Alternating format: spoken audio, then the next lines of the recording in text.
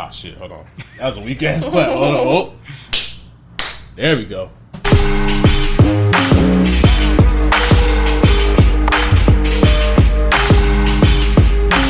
It's TooT3rpd. Alright, so I gotta start off with the first question of the night. You freestyle?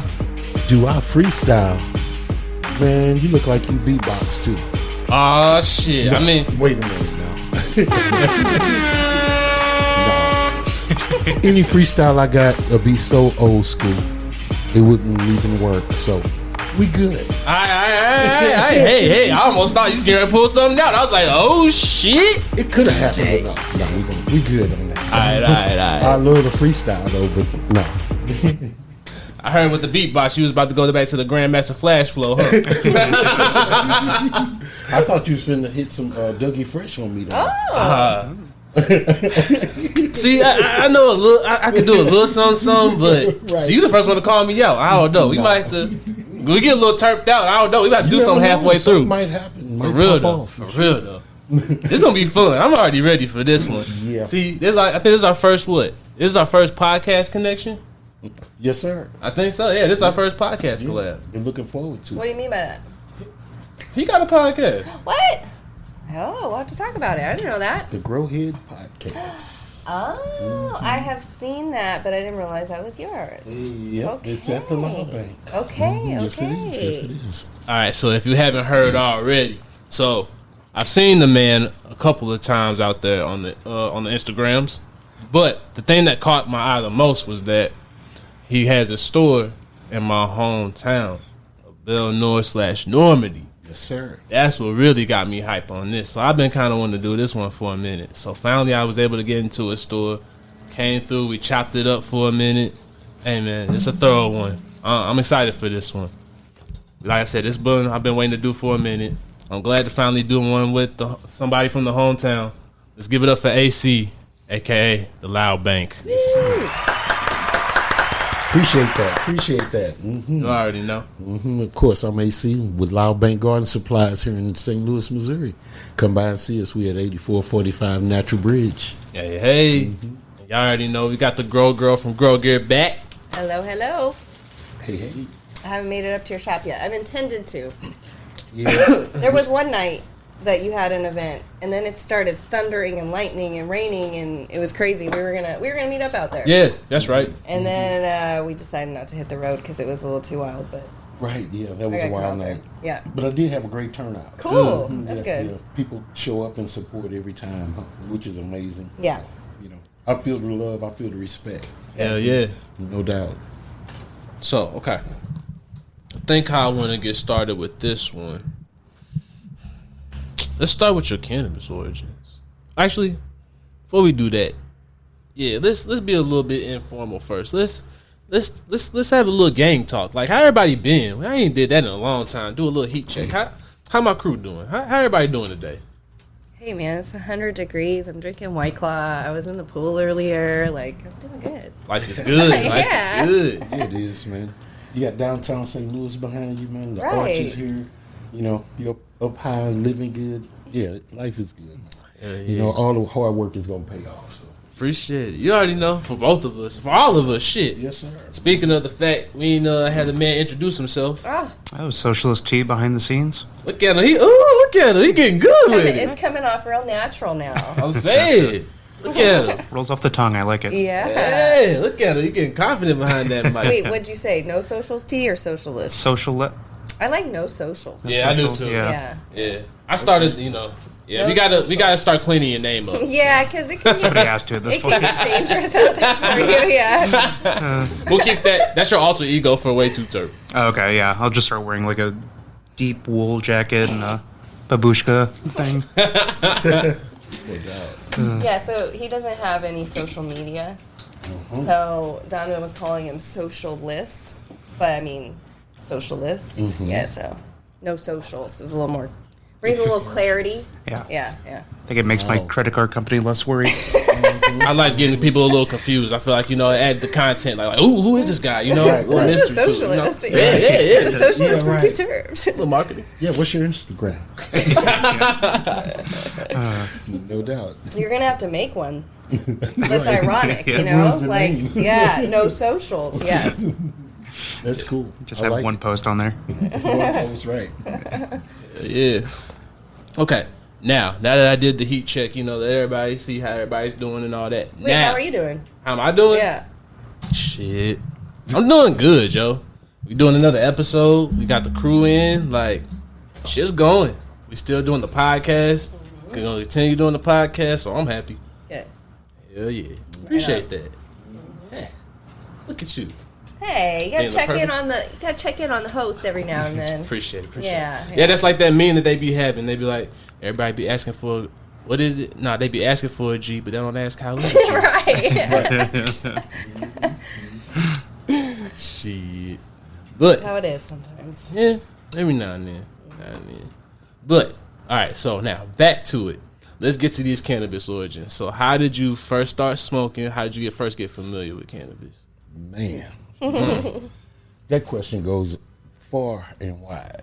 So, yeah, I come from a family that dealt with cannabis back in the 70s. Okay. Yeah. So, back in those days, it was a little bit easier to kind of do your thing.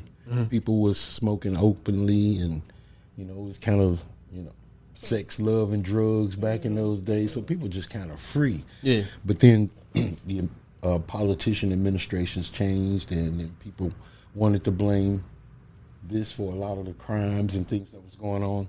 But back to my situation, I had a friend that cut grass Hey. for the plug. Oh, shit. In the 6th grade. Oh, shit. And that's how he got paid. That's a cold game, boy. And he was my friend. So That's what's up. Did you cut any of the grass? no. You Didn't cut no, yeah, I cut the grass. Oh, I took care of the grass. No, actually, in those days, he would bring it to school, and we'd puff, and we had a field trip to Rockwoods Reservations. I don't know if you ever heard of that place, but it's an outdoor place where you can have picnic. Kids can go and see animals and things like that. So he brought 12 joints. They were pink. And the cigarette papers were called reefer rollers. And they were strawberry flavored. So he pulls out these strawberry joints. We were up on a rock. And we're in like 7th to 8th grade. But I'm puffing. That's fancy for 7th to 8th grade. Oh, yeah. 12 pink joints. Damn. Of course. My friend. But anyway, I still never got high off of those few years of smoking. I never got high. But so one day we're in the alley and we're playing, and there was a group of kids. We could go in their house and use the restroom when we were playing, and we could go through the back door. And I go in the back door, and their cousins are in there smoking. Oh, shit. Yeah. And they say, "Hey, Andre, you smoke?" And I'm coming in, I'm like 15, 16. I said, "Yeah, I smoke." Say, "Here." So I hit it. It was like, "No, that's not how you do it." Oh, shit. They about to get you. Yeah. That's why I didn't get high. So they said, "Take a good hit, just go." And I did that, man, it was over. I went outside. Everything was funny. And the people didn't believe I was buzzed, but man, that was my first good buzz. I'm watching other kids play dodgeball, double dutch, and it is all so fun. That's lit. Yep. So that's kind of my first experience, but basically my family just dealt with it and knew people all my life. So until I got in my older age, I never had to buy all my life. Really? Never. Damn. That's some G shit. Yeah, never. You know, you made me just think of something, because you came before a time where there was no social media. There was just like nothing. So what did y'all used to do when y'all smoked? What you mean as far as how Like- we got it, or No, well, that too. Shit, that's a whole aspect within itself. Like, everybody knew somebody. Okay. Yeah, everybody knew somebody, and it really wasn't enforced back in the early 70s and 80s, early 80s. Yeah, because people were out in the park and on the riverfront, and you didn't have any new issues at all with the police. If they did come, they would just take it, and you know what they did. Yeah, they sitting up there lighting it up. Shit. No doubt, no doubt. If anything, they disrespected. They probably doing it in front of y'all. Yep. So as the older crowd in my family got older and they start not smoking and not providing, I had to provide for my own, and they left me with a serious habit, and I could not afford it. That's how I learned how to grow. Okay. There had to be another option. So 2014, we took that on, and at that point, my nephew and I, we started a loud bank. We just wanted to get in the field, thinking that one day it's going to be legal in Missouri. And so we went out on the limb and started Loud Bank. We got the name. Loud Bank has been a lot of things. Okay. We've even been a social network, Really? like a Facebook. Yeah. That's what's up. Where you could take pictures of your cannabis and stuff like that, video and upload it. But one day I realized that we only had like 300 people totally, and Facebook had like 3 billion or whatever. And I'm thinking, wow, we will never get there. See, I don't know about that because if y'all already had 300, just like to get that all your own base, that's hard enough. Just to get 300 people to tap in, like that's impressive. Think about if I had to kept doing it though. Right. And it would be maybe like 7 years old by now. See, that's what I'm saying. Wow. But you think about the things that you didn't stick with. Yeah. I don't know, but I do believe that things happen for a reason. Yeah, most definitely. Yeah. So I've been guided in the right direction without even knowing it. Yeah. Yep. Just opportunities come and you try to take advantage.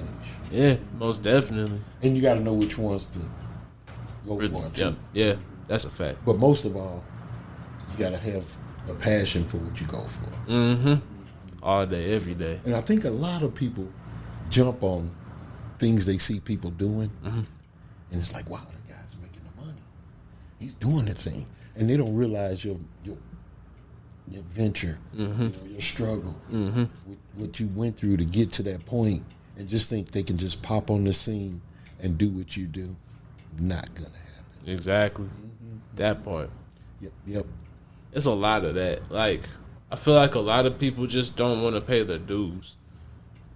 I feel like they feel like there's a if they just get a certain skill set, or if they just go out here and do things that other people can't do, that's enough. And it's like, it's deeper than that. Like, you really gotta like believe in yourself and really like understand your worth. Right. And sometimes I think that's what people get misconstrued, is that, you know, hindsight is 20/20, but you also got to keep in mind is that, okay, I missed out on this deal, or, you know, this opportunity didn't work out, but for the next one I learned. Right. A lot of people are mad they just can't learn from some shit. If it didn't work out, take that as a fucking learning lesson. Exactly. Like, I don't know, just can't understand that. Right. And I think a lot of us get in our own way with excuses. We just hit that door, and if it don't open, we just give up. And so you just got to be persistent. You just got to keep pushing as much as you can. And I was in the music in the early age, and it was so many opportunities to just quit and let it go. But every time you in that sad moment where you just like, this ain't working out. I'm spending so much money to be in this game that it's just not working out. But then you get a phone call, or you get an email, a show will pop up, or a job will pop up, or somebody will give you an attaboy. You know, y'all doing good. Where the next show you gonna be at? And then you're like, wow, I can't give up. I got people really looking at this. Yep. That's what it turns into, is like, and all it takes is one person to really look at it. Like, that one person says something, it's like, all right, well, damn. and you fuck around and you get a crew. Like, you start getting people that add on to the production, and it's really like, Exactly. all right, now I'm just committed.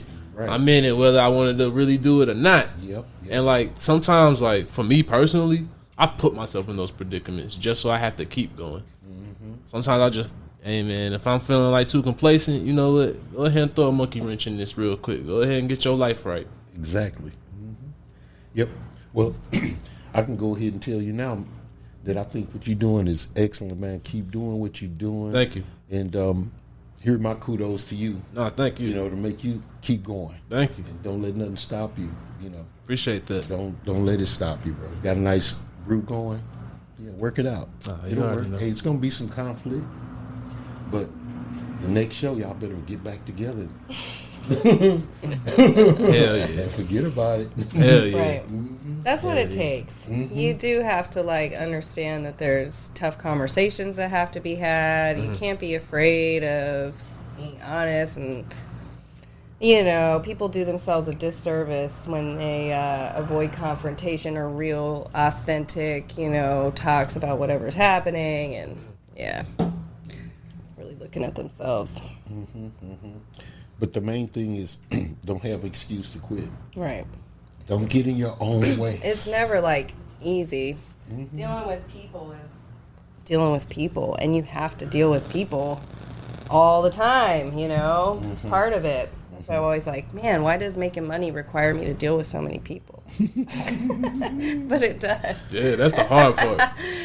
It does. So, in this area I live in, there's a lot of older people. There's a lot of single people, women, and things like that. So, you do not come in the loud bank and walk right out. There's always this 10, 15-minute conversation, me mostly listening. Yep. But I enjoy it, and they enjoy it. So a lot of people seem like they go to a store nowadays and they don't have anyone to talk to. Right. And so now you got somebody that can help you. You got somebody that you can talk to and talk about something other than what you came there for. The conversations that I hear are nowhere near gardening, Yeah. nowhere near growing, Yep. nothing about my supplies. Yep. I'm just sitting there in my mind saying, if there's like a big bubble with your words in it, it would be saying, go ahead, get it off your chest. There you go. Facts. And I think they like that too. Yeah. They do. People love, I mean, because it's true. Like, think about any big box store. Like, the level of service has deteriorated to almost nothing. Like, there is no service anymore. Like, you can ask people in the store where something is or what it does, and they don't have an answer for you because they don't know. And it's like, go figure it out, you know? And so, yeah, there is still a big percentage of people that love that connection and that knowledge and that, you know, relationship, Sure. you know, with where they spend their money. Thank God. Right. Yeah. They feel good about it, and so that brings people back. Yeah. Yeah. Yep. So I've noticed the uptick in return visits just from conversations, and people feel like when they come in, they know me, and I got the dog there, and Yeah. they bring somebody they really want to show out and let them know that, you know, I know this guy and I know the dog. Yep. Right. Yep. So it's a lot of fun. Yeah. What's your dog's name? Cinnamon. Yeah. Shout out Cinnamon. Wait, Shout out. salmon or cinnamon? Cinnamon. Oh, okay, that's Yeah. better than salmon. Not salmon. Yep. She's a little Cinnamon. 14-year-old Yorkie Shih Tzu. Oh, And everybody loves her that comes from the store. Yep. Yep. that's Matter good. of fact, one of my customers brought her a smoked pig ear.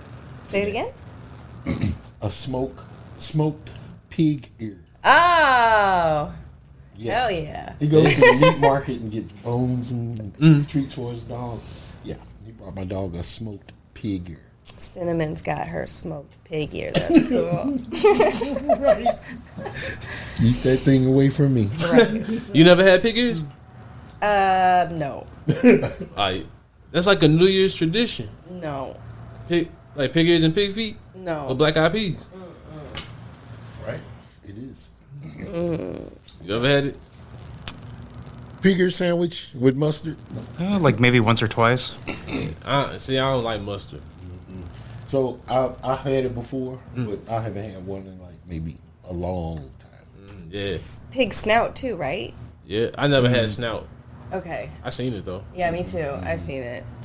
Yeah, no snout. I was at the store. It must have Snout, been whatever. on sale this day, and I was in the store because everybody was getting it. Like everybody in the line had stacks of snouts, and I was trying not to throw up. Try not to be nosy. Hey. Nice. Like it. We need to get a thing.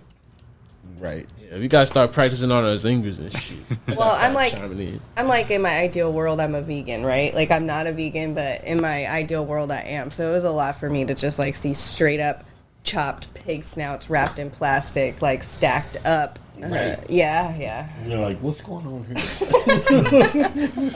Who's eating this? Right. Have you had like a lot of southern food? I mean, I've been to New Orleans a couple times, if that, so that's like Creole. Uh-huh. So I've had like that kind of southern food, and then there was a few places. What was that one place called that we used to go to in Santa Rosa? It was like a soul food restaurant, That's what he's talking about. and Yeah. it was so good. Yeah, like catfish and greens and all of that. Yeah, we'd go there all the time. It was really good. Yeah, but not a lot of it, I have to go to a place around here. I think Mom's is still open, isn't it? The one on Yeah, Del off Mar of- Kings Highway. Yeah, yep. That's No, one that's of my a. favorites. I went to Mom's the one Soul off Food? of Martin Luther King and Goodfellas. Oh, I haven't been to that one. Yeah, that's the one I Martin used to Luther go King to. and Goodfellas. Yeah, I know where that corner is. yeah, right where that restaurant There's is. a restaurant there now? Yeah, Wow. yep, Okay. yeah. You're actually having Black Wall Street along that area Really? in the next week or two. Yeah, Okay. Asking for vendors and having a car show and Okay, yeah. Should be a nice event. okay. We might have to find more out about that. Yeah. I got the flyer tag you. Oh, okay. Yeah, definitely. Instagram, Yeah. yeah. We'll definitely shout that out for sure. Yeah, should be nice event. Bringing the kids out. I think they're gonna have a sprinkler out and Okay, yeah. that's what's up. Of course, the vendors and stuff. I'm thinking about getting a booth, so Okay. we'll see what happens. Yeah, yeah, yeah. I got a lot of family that lives around there. Oh, okay. Yeah, It's about time something happened to that area. most definitely. They Yeah. need it. They need it. Yeah, It was a major thoroughfare at one time. Big shopping, and the bus did the loop right there. yeah, Went back into the city, and so yeah, it was big over there. yeah. I remember hearing about that, and like I've seen a couple of pictures in like certain stores and all that, where they show like what it used to look like. Right. It's just like, man, it's deep. All I remember is my mom said, "Call your dad and have him buy you some school shoes." And I called him. Didn't stay with my dad, so called him. I need some school clothes. That's where he take me, like over in Wellston, Really? like to like buy one get 6 free pairs of shoes. Some cheap place. No, you talking about over there off what is that? That's not Paging. You talking about off St. Charles Rock Road. Yeah, where it Dr. turns Martin into- Luther King. Yep, Yeah, I know yeah. exactly what you're talking about. Yep. That was a hopping place, though. You could barely find a parking spot for shopping on the weekends. Now it's just like deserted. Yeah. So then, what school did you go to? I went to Scullin in grade school. Okay. On Kings Highway by Penrose Park. Okay. Then went to Northwest as a freshman Okay. off of Riverview. Okay. And then we actually moved across the street and didn't realize I was on the borderline. And got transferred to Beaumont. Wow. Yeah. In my Okay. sophomore year. Okay. Yeah, which was a blessing. Yeah, I'm glad I did move to Beaumont. Yeah, that's how I got to make it where I am today. Yeah. That school was. That's where you met the friend who cut the grass for the plug? No, Okay. that was at Scullin. That was a great. Okay. Isn't that a great story? Isn't that a great story? Yeah. The friend that cut the grass for the plug. Yeah. That's great. That's wild, Joe. It's a movie story. Yeah, I was going to say, for real though. He probably got stuff. he probably got all the stories though. Right. He probably saw all shit cutting that grass. Yeah, he did. Yeah, I already know. Right. Yeah, that's like me with my route. Like just be like being able to. I've seen a lot of shit over the years. So I've been doing this since I was 8 years old. So you know, yeah, it's interesting. Yeah, man. So a lot of people ask me, how did you come up with that name, the Loud Bank? And so my nephew and I, in 2014, we just coming up with a bunch of different names. And I thought of Loud Bank.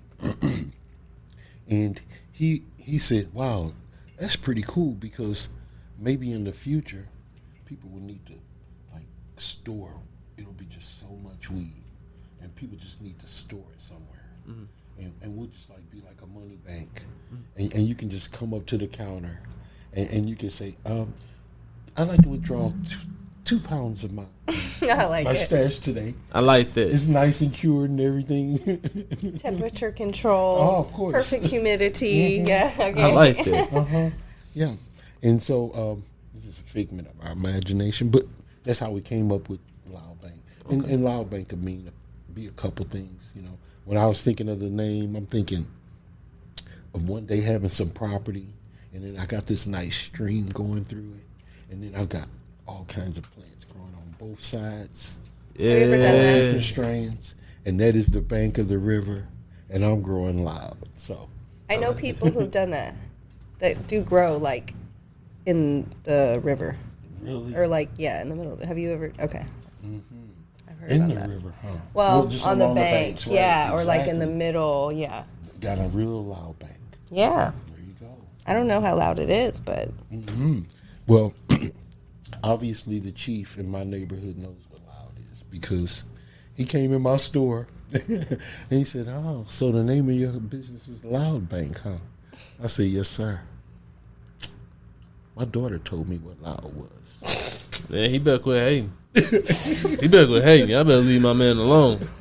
That's exactly what he said. oh All my. right. And I wanted to look at him with a straight face and said, "Okay, what is it?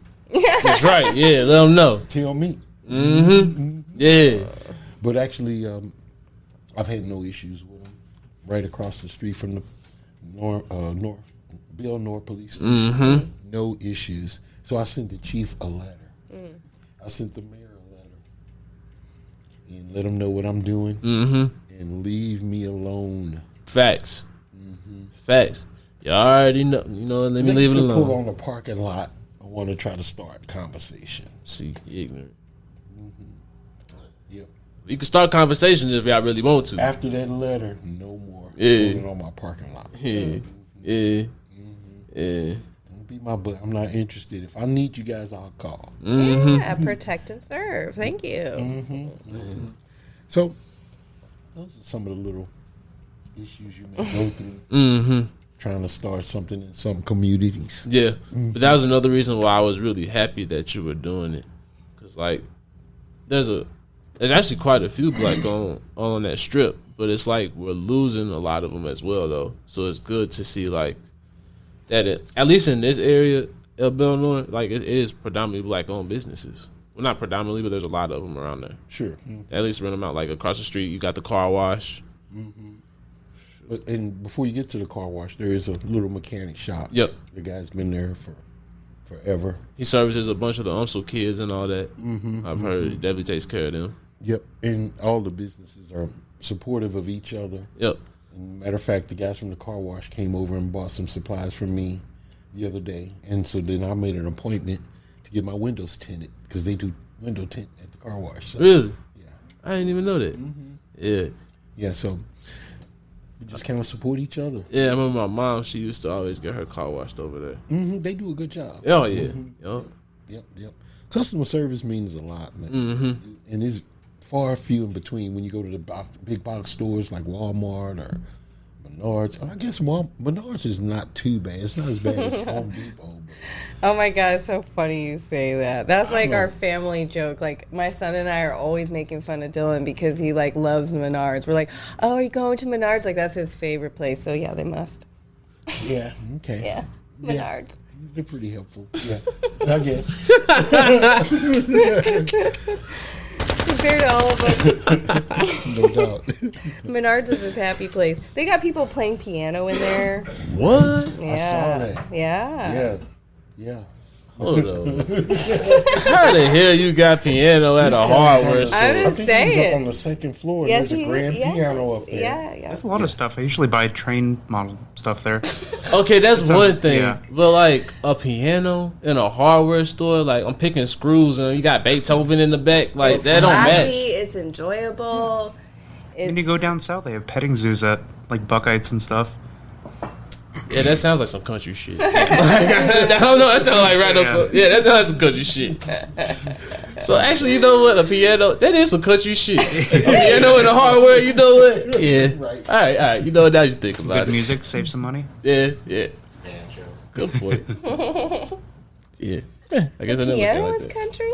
No, it being in the hardware store, that's country. Okay. It's only classy unless there's some flannel involved, and it's Yeah, there's definitely that. Yeah. Yeah, he probably got a long beard and a flannel. yeah, Yeah. a snake on the back of his truck. Right. Oh man. No, it's true. Yeah, Menards may be a little bit better, but no, you're right. There's nothing. I mean, there's no service. Yep. Yeah. I've only been there like once. It's overwhelming in there. It's big as hell. They got like literally everything in there. That place is weird. It is, and I think a lot of the hardcore construction and hardware guys, they don't really like it. It's okay, because when you walk in there, you're looking for hammers and screwdrivers, and that's what you get. What if you're looking for a piano concert and like, some light bulbs? Night out with the missus. Oh, I guess that would be a good date night for somebody that's in construction. She get tired of going to Home Depot. Well, he's like, all right, I'll switch it up for you, babe. Yeah. Get those best of both. Yeah, that's what that's for. Best of both worlds. I didn't even think about They have that. snacks That's in there both worlds, I too. guess Oh so. shit! You Yeah, get your they pair of blue jeans right at the front door if you want. So you can. I'm serious. You walk in, it's like, I'm looking for a size 36. And a bag of circus peanuts. Right. Get it Hey, all. can you imagine asking the salesperson, hey, where's your dressing room? No doubt. It's those sheds they have outside. And just Yeah, that's right. Yeah, come back in. Yeah, start your date night. I like it. Oh, man. No, Could take you your imagine? date to the Where'd you grocery get that store. outfit? Menards. Saving big money. Yeah. So you're going to have to cut all of that out. We leaving all this in. We leaving all of this in. Menards, this is the last time we're saying your name without a sponsorship. So That's be right. warned. This is it. That was it. You're done. You're done. You know what? Everybody send something to them. Tell them they need to fuck with TooT3rp. We need get an advertisement deal or some shit like that. You know? Exactly. Yeah. Are they local? Are they Missouri? I'm pretty sure, yeah. Yeah, I think they are actually. Yeah. Yeah, I think isn't there one? Didn't they start in the Lake of the Ozarks? Think so. Yeah, I think they started out in the lake. 'Cause I think it was only recently they moved to like Brentwood and kind of the more Yeah, I think what was they? upper. Yeah, like that. It was in Northwest Plaza. Yeah, I think that was the first one that I knew about, I think so. like in St. Louis. Yeah, either that or the one off Hanley. That's the one. Yeah, date night at the grocery store is way better. Ooh, I like that. I like Right. that. That's right. Let them know. No doubt. Hell True. yeah. We might not have pianos, but we'll figure it out. Oh, we got the jazz going on. Hey, So, got that ambiance. yeah, you got to have that. Got the little oil burner in the back. Ah shit. The Okay. smells and all that, yeah. Okay. So you don't smell so much fertilizer and soil. Sure. Yeah. That's all I smell when I open the door. Right. Fertilizer and soil. So I had the weirdest thing happen the other day. A young lady, she comes in the store with a mask on and she stops right inside the door. And so I go up and I say, can I help you? She goes, well, I hear that you should smell soil and fertilizer if you see roadkill. What? And so I said, ma'am? She said, yeah. If you see roadkill, you need to smell fertilizer and soil. So I just come in to smell some. I don't get it. How do you think I felt?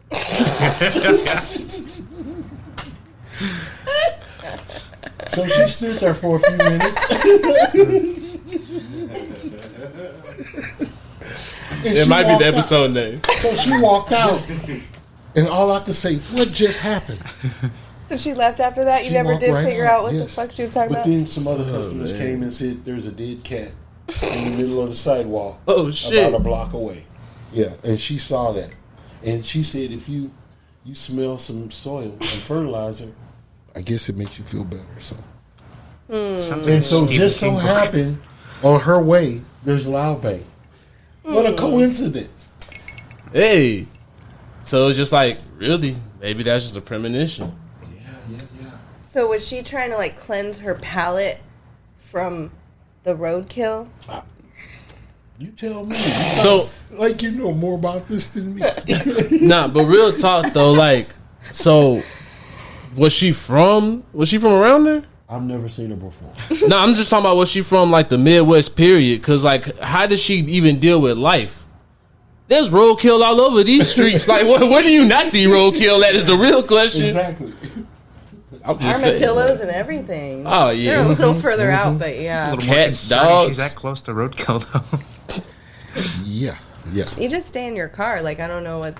All right. Is she going mourning or something like that? Like, Put a get well I'm balloon like, on it. I'm like frustrated I'm like confused for the next half hour. I'm trying to make sense of what just happened. So I let it go. But it was weird. Yeah, dealing with the public Wait can till be somebody weird. come in that store and you're gonna be like, you know what happened to that? that she be telling me stories. Yeah, dealing with the public is like the best thing about life is the people, and the worst thing about life is the people. People. So it's just a journey every day with the people, you know. But we have the best customers; they're awesome. But yeah, just in general, dealing with people, it's like whoa. Yeah. She was not a customer. But Not Just wanted to repeat. sniff some soil. yeah, hey, sniff all you want. I only charge like $5 per smell. Oh, there you go. Hey. Especially depending on which soil she wanted to smell. Right, Yeah, right, some right. are more expensive. Yep. We got Till this the cord ocean extra. forest over here, straight from the ocean. You should be able to get some good breeze off the. Yeah, it's like there's a little sand in there, you know. maybe a little salty, but Yo. Okay, so what? I guess you kind of answered that. What made you? Well, no, I guess we didn't really talk about what made you start a store, did we? well, like I said, Loud Bank's been a bunch of things. Right. So after messing with the social networks, I just said, well, we're gonna start off with a blog. So I had loudbank.com already registered, so I wasn't gonna let that go. And so we turned it into a little easy blog where I would copy like cannabis news or grow news or write my own article and get a nice picture. And so I just kept sharing that on all the social networks every day at a certain time. And eventually I amassed 27,000 viewers per month with Loud Bank as for sure. And then we did product reviews and things like that. And then also building the brand and staying on the social networks. A lot of times trying to be something or start something, you really got to look the part. And TooT3rps looks the part for sure. Thank you. And does it. Thank you. Yeah. And so you got to look the part and be the part whether you're not doing anything. Yeah. You got to make it look good on the outside. So we just kept building the brand. People would ask where is our headquarters is at, where we're located at. You guys have a great day, and it's only me. Yeah. So I always said we. I never said I. Yeah. Loud Bank. So I always try to make it look good. Everything I did was professional and on the level that it needed to be. Because I don't like to make excuses for nothing. Oh, this is my logo, but I'm going to get it redone because I don't like this. So I like your that's logo. not me. I think your logo's cool. It's been through a lot of transitions. Yeah. Believe me. It used to have a leaf behind it, a weed leaf behind it. And so I start getting involved with the government. Right. Government projects because I'm a Minority Business Enterprise certified through the state of Missouri. And so I got the MBE certification. So I get bids from St. Louis County Schools, St. Louis County Parks Department, bids from UMSL Yeah. for horticultural projects, Good. Rockwood School District, Forest Park Forever. That's dope. Yeah, so I have not won a bid yet, but I'm glad to see those emails come through to give me an opportunity. Most definitely. And so I just did a nice bid with Rockwood School District, and they needed 100 bags of 50-pound fertilizer, and they needed 2 different types.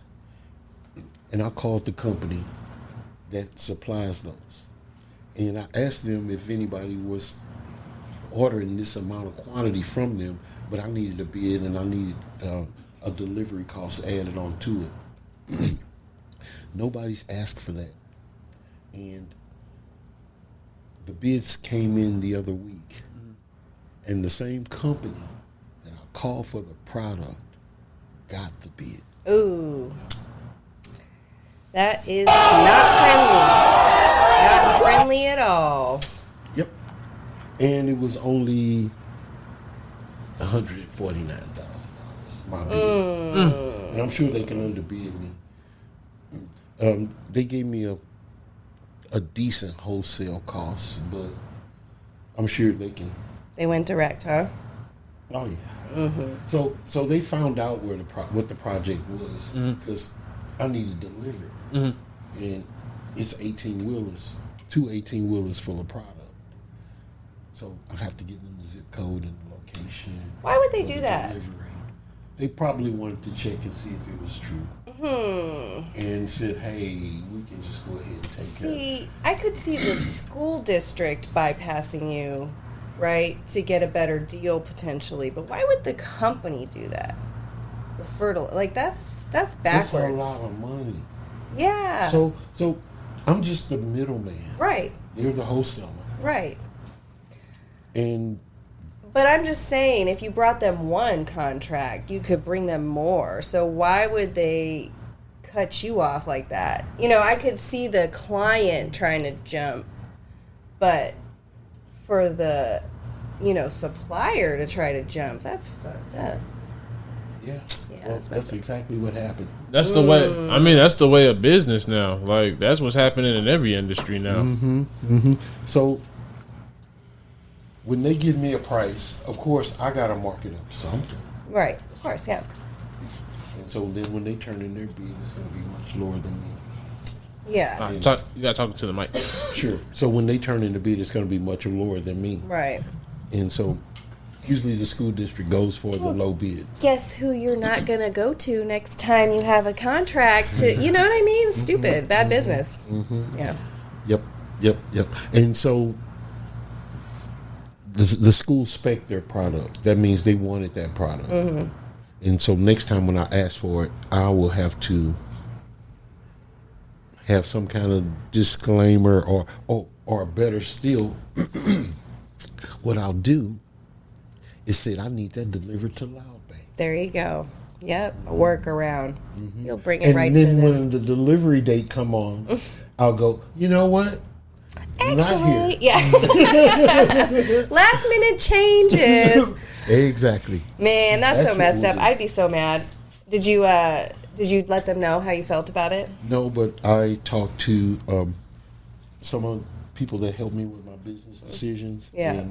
And I've got a guy with the Missouri Extension, and they help small businesses. And he said I actually have a reason to go and debrief the school and ask them how did they get that bid and why they chose that company. Sure, yeah.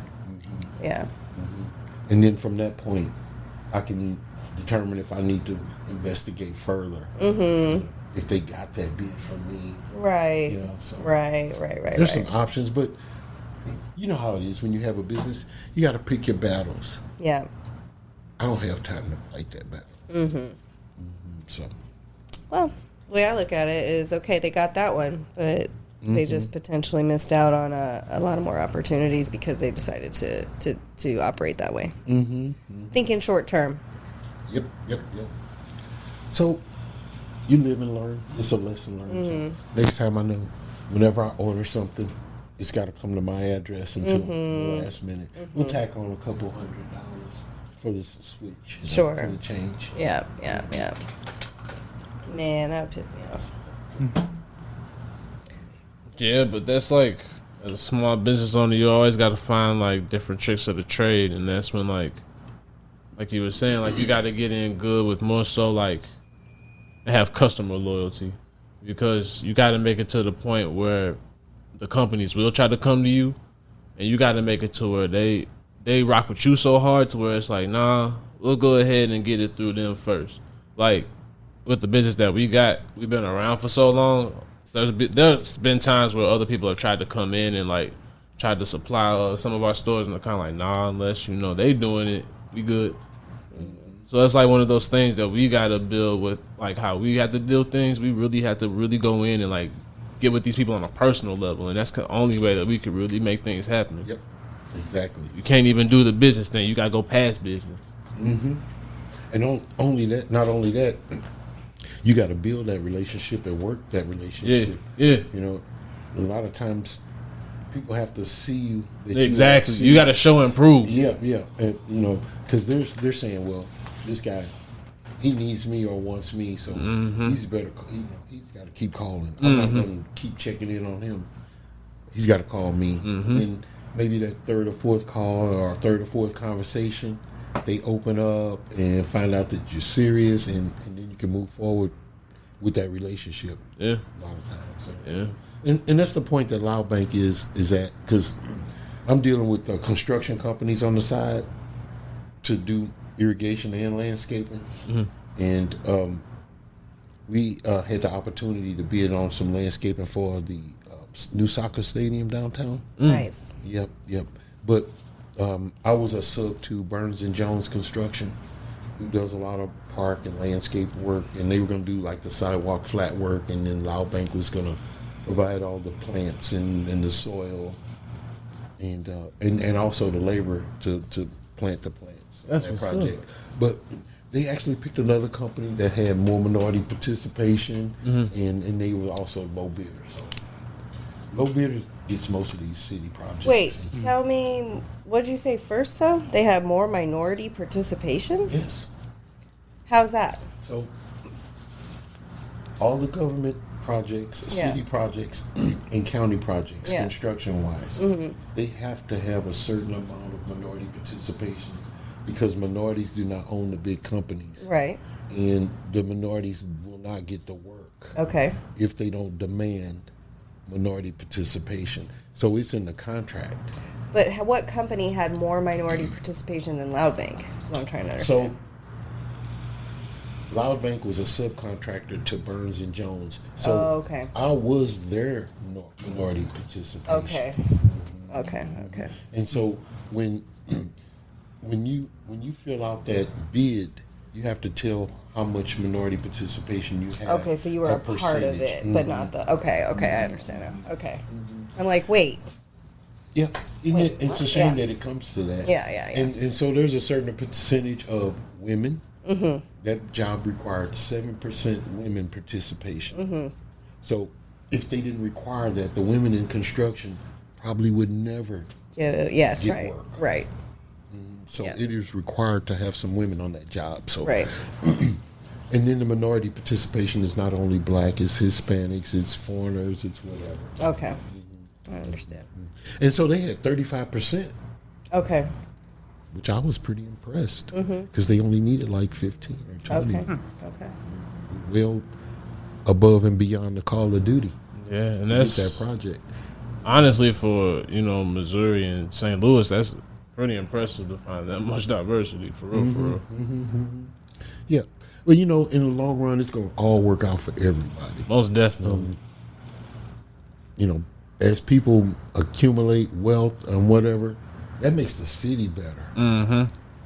That's it works out best for all. Makes business better. So I think when you don't share the wealth, you get what we got: a crime-infested city of people trying to provide for their family. A lot of crime is nonsense, but there are people out here doing things to just try to provide food on the table and things like that. So, Right. which is a sad option to take to do crime, because It makes when you some get caught, sense, though. You know, well, you but can then- understand how that plays out. You know, yeah. Yep. I can see how it makes sense, but once you get caught or get locked up, then what happens to everybody you're trying to support? Right. Instead of doing something, halfway legal. Right. Yep. So it's the city we live in, but I think business is going to get better because I've noticed that a lot of people are starting to support local. There's a big, there's a lot of people that care about that. I care about that. Yeah. I probably shop on Amazon, God, very, very little. I order something on Amazon maybe, I don't know, 4 times a year. You know? Like 4 times a week. You are? Really? There's a Convenient. there's an Amazon distribution center Yeah. within 3 or 4 minutes of my house. Yeah. I'm telling you, no lie. Yeah. I ordered something Sunday night at 10:30, Yeah. and when I got home from the store, Yeah. it was at my house. Yeah. My next sister-in-law just did that today, but also she could have got what she got by just going down the block and buying it. So I don't really I don't know. It's amazing. Yeah. And it's optimal for drunk buying stuff. For drunk buying? Yeah. On Amazon, I don't 11 really o'clock at night. drunk buy. 11 o'clock at night. Hey, I was ordering some vitamins. Black seed oil pills. What's that do? Keeps me going. Okay. That's the only medicine I take. I've heard Google about it. that. Black seed oil Yeah. pills. Okay. It's got so many benefits. You'll be like, maybe I need that. Okay. So that's where you be buying them from? Okay. I'm gonna have to go ahead and get me And I some. get the one with the extra immune boost system. So my immune system is like, Okay. yep. And so I rarely sick. And I've been at that store since February of last year. 2021? We opened the same month. And I only took off one day. Wow. You're dedicated. I'm not feeling good. Yeah. Hustle. Yeah. So I dedicate that all to that black seed oil. Okay. I'll check it 'Cause out. I had bad knee joints. Oh my God. I felt like an old man getting out the car. Is black seed an anti-inflammatory or? Yes. Oh, okay. Yes, and it builds up your antibiotics, and it has antibiotic Oh, okay. properties. So Yeah, we're only yeah, it getting builds older. up your immune system and all that good stuff. Yeah. And so yeah, if you look at YouTube, it'll tell you about it. Okay. There's even videos that say, "This is what happened when I stopped taking black seed oil." Oh, no. Because all your ailments just come back. Your achy joints and start catching colds and this and that. And I tell you, I do crazy yard work. And I'm thinking, man, I'm going to be sore the next day.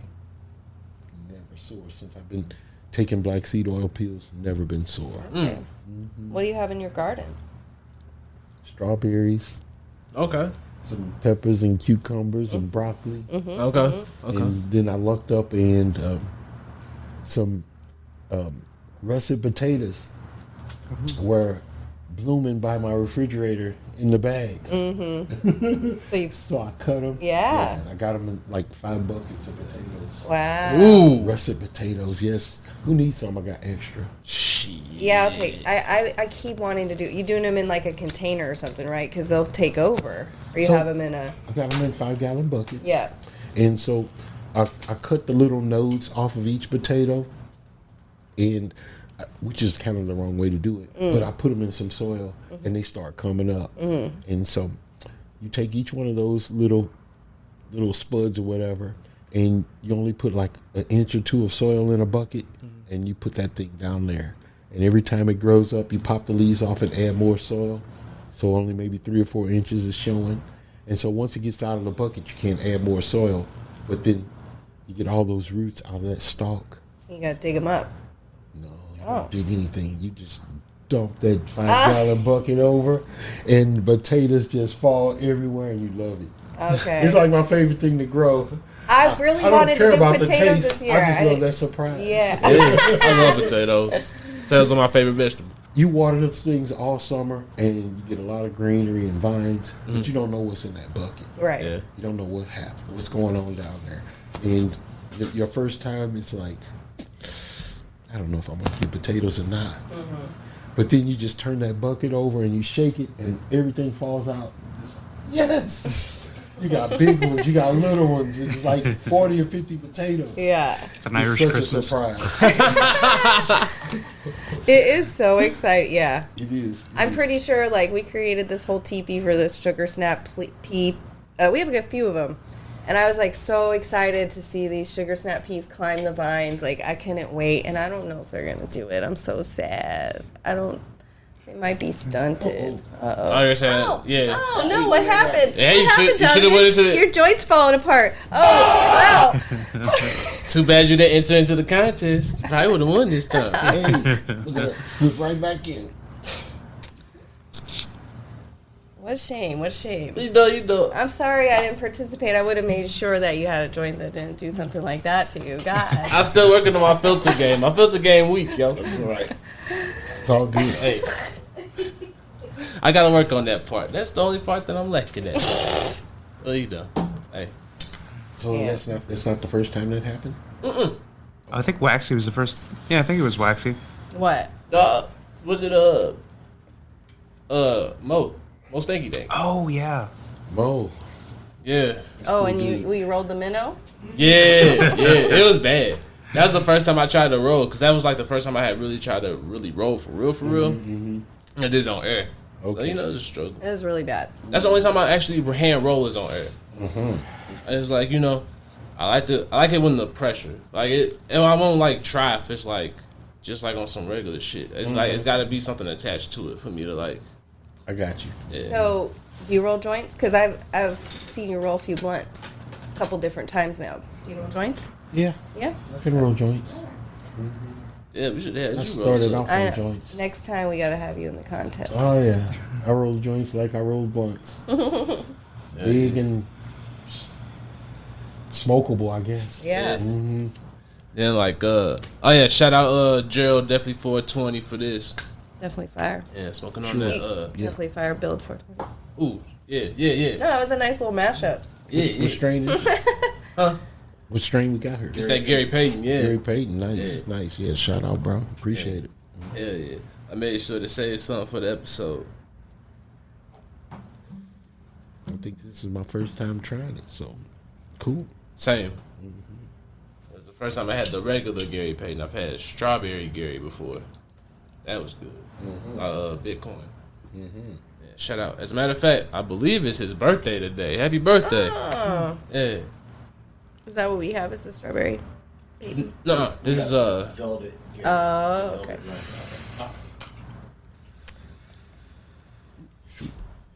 Yeah. Okay. So now that we started talking about growing, I realized like that's one thing we haven't done in a while. And since we're talking to somebody who has a grow shop, let's get into growing. Sure. Yeah. So how do you grow? Like, what's your grow I'm style? doing a little some of everything, man. Okay. I got some stuff in soil. I started off in soil, and on the inside, in a 4x4 tent. No, actually, it was not a 4x4 tent. It was an anwar. Yes, I converted an anwar into a grow tent, I guess you could say. So, I took some of the shading stuff that you put in your windshield of your car, and so I used all that for that reflective material inside that anwar, and I bought a little small 4x4 filter and fan and put in there. Yeah. Yeah. And so I cut a little hole in the bottom, and I put a computer fan in there to suck in some air.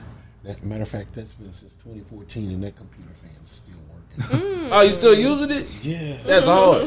Matter of fact, it's a picture of it on my Instagram if you look at it. Okay, I'll You check see it out. The Anwar, yeah. The original Yeah. Yeah. armoire. Yeah. The killer part about it, that thing's sitting there cooking. I've got like aunts and uncles and they're like sitting right beside and have no clue Right. That's what's so going cool. on Yeah. in this thing. Yeah. That's hilarious. But and so at that point, my same nephew who thought of the name, he's like, "Now I'm scared to grow." So he builds a grow inside a computer case. Yeah. Wait, like computer case? Inside of a computer. Oh, like case. the like take all the electronics. took all the motherboard out, everything except for the power supply. Okay. So we use the power supply to connect the light in there, Oh, wow. and then you still need that plug in the back, and you Okay. still want it to look stealth and like a computer. Oh, Like wow. the tower. The tower, yeah. Yeah, okay. It's a tower. That's hard. And so he only grew a dark devil plant, and I think he only got like 7 or 8 grams after all that time. But from that point on, he was hooked, and he got him a 2x4 tent, and I'm still cooking in the Anwar, and he's got the 2x4, and so eventually I got a 4x4, and it's been working out well. And so I do outside also and inside. Okay. And then also do some deep water culture and just kind of learning that. And which is pretty cool because the plants grow crazy fast. And I had some clones that were in soil, and they were probably 2 weeks older than the ones I had in deep water. Okay. And deep water is just like taking over. You know, what would be interesting is what the yield's like. Because it seems like they grow like more. There's more of it, more foliage. But I think that at least seems like the soil and the hydro yields still kind of stay on par, even though the hydro plants are bigger and kind of, I don't know, they just don't yield as yield similar. Yeah. So I'm still in my first grow. I haven't harvested yet. Things are just not going in flower. Buds are still small. So we'll see what happens. I need some grow tech nutrients in the water, and it's my first time. And it's pretty cool. I like the fact that I've been doing soil for so long. And so now I'm not dealing with the bags of soil. Water's right there. You just pH the water. You set your ppms on the water, and you go on vacation. 5-gallon buckets, just sitting there cooking. I see. For 5 days. Just got back from Fort Lauderdale. Left Thursday. Came back Monday. Wasn't worried about anything. But I do have soil plants that I had to set up an irrigation system for. Right. Which worked out well. So Good. I only needed one water during the vacation times. Okay. Yep. So what do you guys Automation. do for vacation when you're on your plants? I mean, what do you do with your plants when you're Man, you come either back got in 2 or 3 days? Yeah, you either have to automate it or you have to have a friend, phone a friend. Yeah. Yeah. That hardly ever works. so Went off the other night. just last week, a guy went on vacation. He came back, and his plants were shot, and he had a friend watering them, and he had everything set up, Right. and he called him, and the guy went and watered, but the guy only went and Just barely. Yeah. the guy came back, and all his plants were like. Oh, that's so sad. They'll It snap never back, works though. out when you have people. It's like only 10 or 15% of the time it works out. I heard so many horror stories. Right. No matter what you do, Yeah. it just don't work out. So Man, it's just like sometimes you just got to keep pushing until it just don't work out. yeah. Cause it's like again, like the lessons that you learn from all of that. It's like, okay, so now that I've done it all, now I can pick it apart and see what I did do right, what I didn't do right, and on those things that I didn't do right, correct it this time around, and really be able to jump to it. Sure. And of course, if you can make your system sustain itself for a couple days, you can leave town. You know, you don't have to worry about coming back and your plants are devastated, because everything is dry and all that good stuff. But I've had some good grows and I've had some bad grows. Okay. Had some good genetics and had some bad genetics, and that's why I've taken up collecting a lot of mother plants and clones now from tried and true plants that we know that are frosty, that are good, got good flavor. And I still pop some seeds every now and then, but you get that new strain that come along, and it's like, yeah, I want to try that. Okay. Maybe I'll get a good pheno out of it, and maybe I won't. You never know. So, I like cloning. I like it because it gives that plant a good head start, and then 3 or 4 weeks you can throw that thing in flower and it's got a nice, good, strong stalk on it. It's a little risky when you're doing the seed.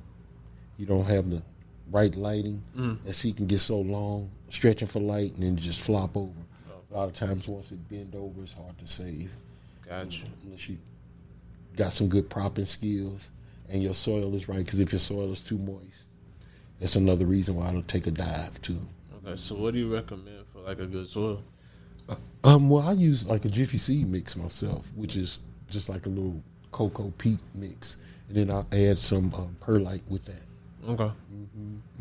And I'll just grow in that in like a little solo cup or a 1 gallon pot for about 3 weeks a month. After 3 weeks, maybe add half the nutrients to it. And at that point, once you outgrows that pot, you can go to the size pot you want and add your normal dose. But since I've had the business, I've not been able to give my plants as much attention that I usually do. But I get it in, and everybody seems to be happy. You got to automate some things sometimes to make it work out. I got you. So, my next question. So, if somebody was a first-time grower, what would your advice be to them? Well, if you don't have a budget, you can still grow, but just don't expect the best with your results. But you'll learn a lot, and you'll learn why people buy quality products. You'll learn why people pH their water. You'll learn why people buy $1,500 lights. That's very good advice, honestly. Sure. Because, you're like, hey, don't let it stop you. Yeah. You don't have much money. Okay, just figure it out. Yep. Do something. Yeah. You get something. Yeah. Yeah. But you're right. It may You'll not figure it out. taste the best. It may be a little fluffy. Yeah. Nothing like a bud that feels like a cotton ball. That's I had a customer come in. I said, "How's the plant doing?" "Yeah, it's doing great. We got it in the window. Right. It's about this tall." Right. Yeah. I was like, "Well, how many nodes he's got on this?" "Oh, probably about 6, 7 layers." It's how tall? I had somebody was convinced the other day that they could flower under a T5, and that they could do it for the $100 T5s. And I should have done exactly what you just said. I said, okay, sure, give it a shot. And, you're going to learn a lot, and then you'll come back, And instead, I was like, no. You can't do that. You need a full spectrum, But and they're looking at me like I'm just trying to hard sell them or something, and I'm like, no, this is how science works. Like, I don't know what to tell you. Like, yeah. Well, I always let them know you can give it a go and you'll learn something. But what you are going to do is you're going to waste 4, 5, 6 months time. of your time. Yeah. When you can just get the right products and be successful. So, either learn and waste a little bit of time, or get the right stuff and learn and do it right. Sure. So you got some but options. I like that approach. It's like that's very nice. Yep. Well, hey, you talked to a guy that grew in the Anwar. Right. Yeah. But I knew I needed some stuff. My dad grew in the closet with that original Hortilux eye light. Is that what they called it? It's just like the bulb. Yes. Yeah. Like a HPS bulb or something. Yeah, the original one. It was just one bulb. Hot Hortilux. Yeah. He grew some good stuff, though, I bet. No, he never grew some. Oh, shit. Damn. Hey, but check this story out. So a guy comes in the shop. He's got a clone. He's like, yeah, so what do I need for this clone to get it going? I told him, well, you need some pot, you need some soil and all this good stuff. He's like, okay. So I show him how to transplant it, and he goes home. And so he comes back about maybe a month and a half later. So I say, hey, how's that clone going? He goes, oh, he died. And I was like, oh, man, I'm sorry to hear that. He goes, I dried it out. I smoked it. It wasn't about nothing. Before it flowered? Exactly. Well, He said he dried it out. It wasn't about nothing. oh man. Hell no. I believe him. He's telling the truth. He was not lying to you. No, never went to flower. He smoked the leaves. Hey, at least he was dedicated. Oh, yeah. Oh, yeah. He was true to the game. He said, "No, we're not gonna let this go to waste." Yep. He was trying to prove you wrong. Mm-hmm. No doubt. No doubt. Hell no. That's crazy. Yeah, no flowers, man. Just some leaves. Well, you live and you learn. It was a learning experience. Another learning experience. Yes, it was. That's goofy as hell. Like, way to be committed to something. If you gonna die on the hill, that wasn't even no damn hill. That was like a lump. That's like a tree stump, man. What the hell nah. Hell no. Oh, that's funny. That's too funny. I got some. We all stories. start somewhere. Oh, you never know. Maybe in 3-4 years, he's gonna have some beautiful quality weed, and he's Yes. gonna come back to the Loud Bank and be like, "Remember when I dried and smoked those leaves? What the fuck was I doing?" Yeah, Right. Yeah. So Yeah. we all start. Hopefully you hear this. That'll be some motivation. You gonna be Yeah, like, well, yo, this guy talking about me. yup. Yup. Oh man. Uh, Well, really though, I guess people that have never done it and have no concept of it, like, it can definitely be a lot. It can be overwhelming, especially if you're not somebody who's tech savvy, who can like use their resources and look stuff up online, and they're just trying to take in what you're saying to them. They're taking notes or whatever, and yeah, everybody's got their challenges, their Yeah. obstacles to overcome. That's a fact. So when I had the first growers meet at Loud Bank, I had a 4x4 tent set up, and I had 4 plants in there, and that thing was the star of the show. I mean, people were on one knee so people behind them can see. People were like holding, stoop down so other people can see. And so there was like people around that tent for like 3 or 4 hours all night. And some of them were the same people just staring at those plants. And I was amazed. And I know sometimes I get stuck in my garden. And I'm just staring, I'm just looking at the plants, and you know how you get attached to them. And I haven't started growing yet. Every new branch, every leaf that's getting ready to turn yellow. You just know every plant up and down. And sometimes you just have to pull yourself away. But these weren't even their plants, so they were just like stuck and mesmerized. So some people not only have not even seen flower, they really never even seen the plant. Yeah. No, that's a fact. Like, it wasn't until I started this show that I actually started seeing them in person. Like, for real. It's just kind of like, where we come from. Like, a lot of the times, you know people that sell it, but you really don't know anybody that grows.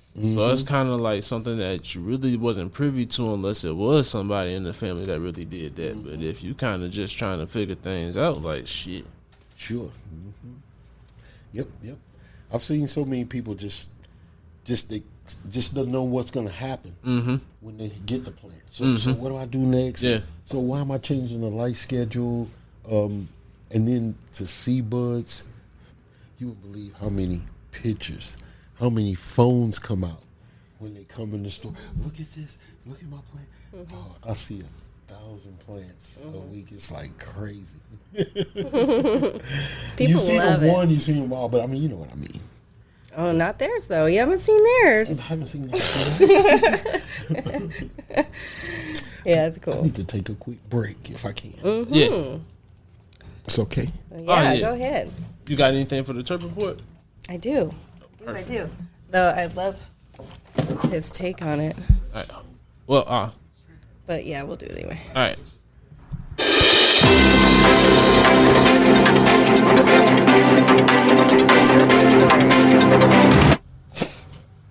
welcome to the Terp Report. Today, we have some local news out of Jefferson City.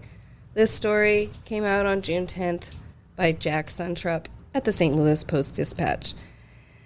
And the headline is, Group of Missouri medical marijuana growers must destroy product and surrender their licenses. Ooh, we've talked a little bit about this. Mm-hmm. This, for anybody that was kind of paying attention, like we kind of saw this resolution potentially coming. We didn't know exactly what it would look like, but we knew there was a few things brewing with this situation. So, it says a group of politically connected marijuana growers in Missouri must destroy their cannabis products and give up business licenses as part of an agreement to resolve a dispute with the state. An 8-page agreement signed in May between the licensees and the director of the state's medical marijuana program said state regulators and licensees reached a compromise over alleged regulatory violations in an effort to end legal proceedings. So the licensees in question that signed on to the agreement, Archimedes Medical Holdings, FUJM, and Holistic Health Capital, all are based in Perryville, Missouri. So Archimedes Medical Holdings controls 2 cultivation licenses and has used the brand name Soul House. I know they also use Glass House as well. And the alleged issues noted in suspension orders range from pervasive irregularities that prevented the state from confirming that any product from the licensee's 3 grow facilities had been properly tested, to numerous outages on security cameras that went unreported to regulators. So they were ordered to suspend operation at 2 of their facilities. They also noted that employees were using and applying pesticides without proper training or proper personal protective equipment. They are alleging that the licensee has left medical marijuana product unattended, unsecured, and in unsanitary conditions. Should be noted that the licensees disagree with the department's position, but nonetheless, they've entered this agreement, and the settlement is essentially, so even though they're not admitting to any wrongdoing or liability, they are going to transfer their licenses. So this is Haley Rosenblum Dudney is the registered contact for Archimedes, and she is the daughter of well-known St. Louis defense attorney Scott Rosenblum, and then Dudney's husband as well. So going down to what the agreement actually is, essentially they're going to have to oh man, I'm just reading a news story, everybody. This is already written, not by me. These names were put in the St. Louis Post-Dispatch, okay? So says that the primary owners of these licenses will not be eligible to own licenses in the future. Oh God. A Kansas City company that sued Archimedes in January said that the state had determined that this company had trafficked marijuana from out of state, but orders to suspend operations from the state do not reference such findings. Okay, the company was Clover. And as a result of that, they had $1.7 million in inventory frozen. God, this thing just keeps going on and on. Archimedes is like, denying all of that. They're going to seek legal action because this is all defamatory and false. Nonetheless, they have agreed to hire a third-party management company by the end of June to take over the operations of their licenses, and they are going to transfer the licenses out of their name by the end of November. And they cannot have licenses in the future. So, interesting. One thing it doesn't mention is when they transfer those licenses, are they going to get paid for them? I'd be curious to know. I don't know. Didn't mention, but I don't even know what drop to do for that. Right. Yeah. Did you hear that before?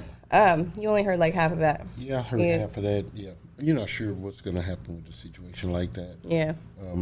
Those guys got a lot of backing. Yeah. And you never know what they can do to pull some strings and make people change their minds. I would imagine as part of the settlement that they were,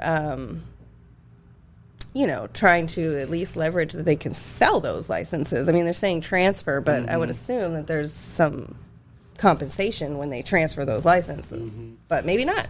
But you'd be surprised, same group of people, Right. reorganize, Yeah. change the name, back in the game. Sure. Very interesting. Yep. Amazing. Thoughts? Huh? Thoughts? Hey, man, I'm just a host. You're just the host. With the most. Y'all catch me on way too turd if y'all want my real opinion. Y'all gonna pay $15 for my real opinion. You're right. Shit, y'all gonna cancel me, y'all gonna pay for it. Right.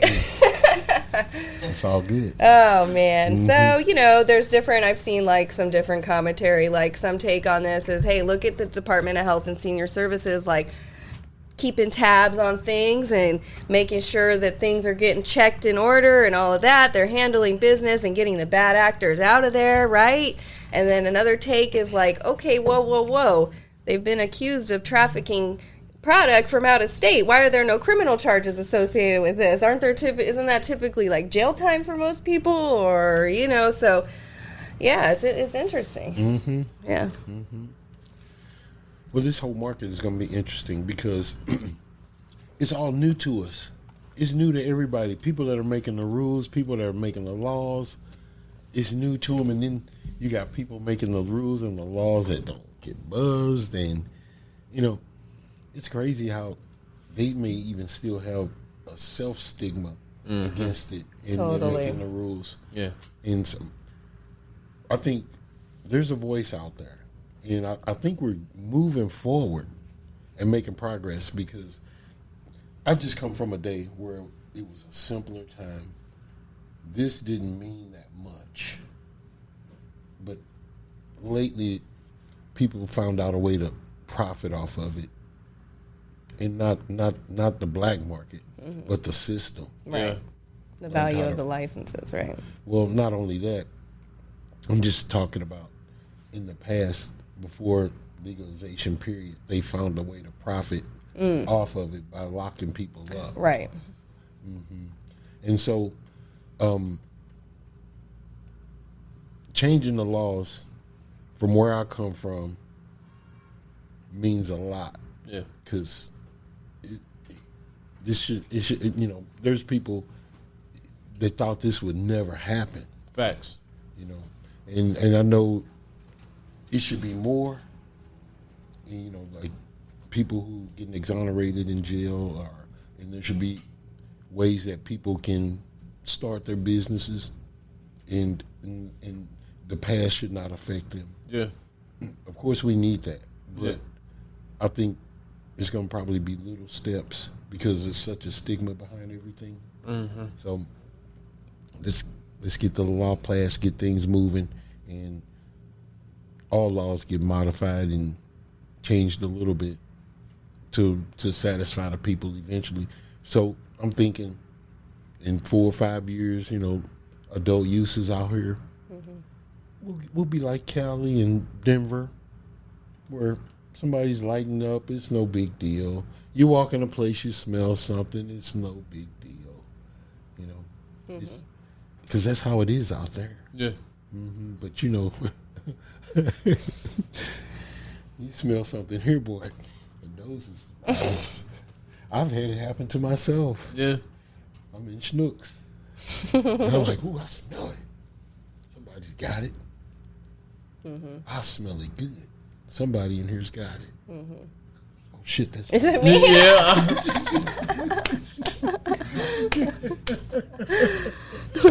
I looked in my shirt pocket, bam. It'd be me sometimes. I'll be like, damn, this shit smell light as hell. Because I think like I got it in a container or something like that. The container that opened up or something like that. And I ain't even know it. Man, I done got out of the car, walked in the store, ain't smell nothing. All of a sudden, I'm in line. It's right there. Reeking up the self-serve line. Hey, at least you just serving yourself. So, There you go. hey, you ain't trying to tempt the cashiers and all that. Because that'd be a dick move. If you just like went ahead and went to the cashier, you already know they stressed out. Right. I'd hate to be a cashier right now, man. That'd probably be some straight bullshit. Why do you say that? Why? Shit. It's already like the mask shit. Do they still gotta wear masks? See, I ain't been to a store in a minute. thought Shout they brought it out, shout out to K Valley. Down in the valley where the girls get naked. Better that than what I thought you were saying, which was Amazon. I thought you were gonna shout out Amazon right now. Yeah, shout out K Valley. No. We ain't about the Amazon. Okay. Like, I'm too broke for Amazon. That's rich Really? people shit.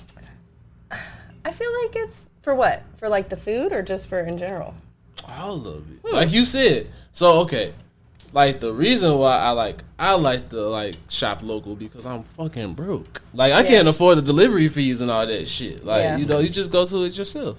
Amazon, you can get like the Prime. I'm not gonna endorse Amazon, okay? But yeah, I mean, I got the Prime too, and I didn't like it at first either. I be using my ordered mom so much Prime. shit, I'll get my money's worth. Yeah. And plus, you get movies and shit. And music right, and all right, that right. Stuff, so. yeah. Or I use K Valley Prime. Yep, no doubt. Everybody but my own. There you go. No, I feel that way about DoorDash. Every time I order DoorDash, I'm like, Now that's what I haven't used yet. oh, you haven't? So Don't you do pay a it. subscription every month? And I do. It's $10 a month, and It's then worth you it. you get some free Unlimited? deliveries. Yeah, but Like over $12 free delivery. yeah, on select restaurants and whatever. But either way, even with that, you pay so much more than if you just go drive there and pick it up. It's crazy. Oh, okay. Yeah, it's really, really I crazy. didn't know that. But see, y'all 'Cause I was got considering it because at the store, you can always go and leave and Yeah. get lunch and but you right next to the highway, so really that would kind of be convenient. You right off of 70 in Hanley. yeah, but as far as things to eat for lunch and stuff. I know, it is kind of a food desert. Like for real though, that's the one thing that's like unfortunate about North County and what's really going into North City now is the food desert, and like how there really isn't It's just anything to eat. chicken and Chinese, man. There's some No, places that are some- popping up. Some pizza Produce and joints. stuff. Yeah. Yeah, a little bit, but like overall, like when you go to the actual places that are like populated, there's nowhere to really get groceries at. Like, and you know what? Fuck it, we gonna get real today. Yeah. Like real talk. Like I don't see on the north side it's designed to be that way. Like they doing that shit on purpose. Like I guess that's the deep thing that I've just been kind of like, I don't know, dealing with lately is like seeing the transition from like when I was a little kid to like what it is now. Like it's, man, It's crazy. it's devastating. It's like, and then like, not to get too political, but with all the shit that's been happening lately, it's just like, damn, man, like, it's deep. Yeah. Hey, you think that stuff has not been going on? Is them guys just the only ones that got caught? The city is just like, I get what you're saying, but it's like, who did you benefit at the end of the day? You didn't even like benefit for your community. At the like, look what you sold. Yeah, I'm gonna say it. Look what you sold out for. Like, you didn't even like fucking get anything out of it for yourself or the community that you quote unquote called yourself supporting. So like, at the end of the day, this was some fuck shit.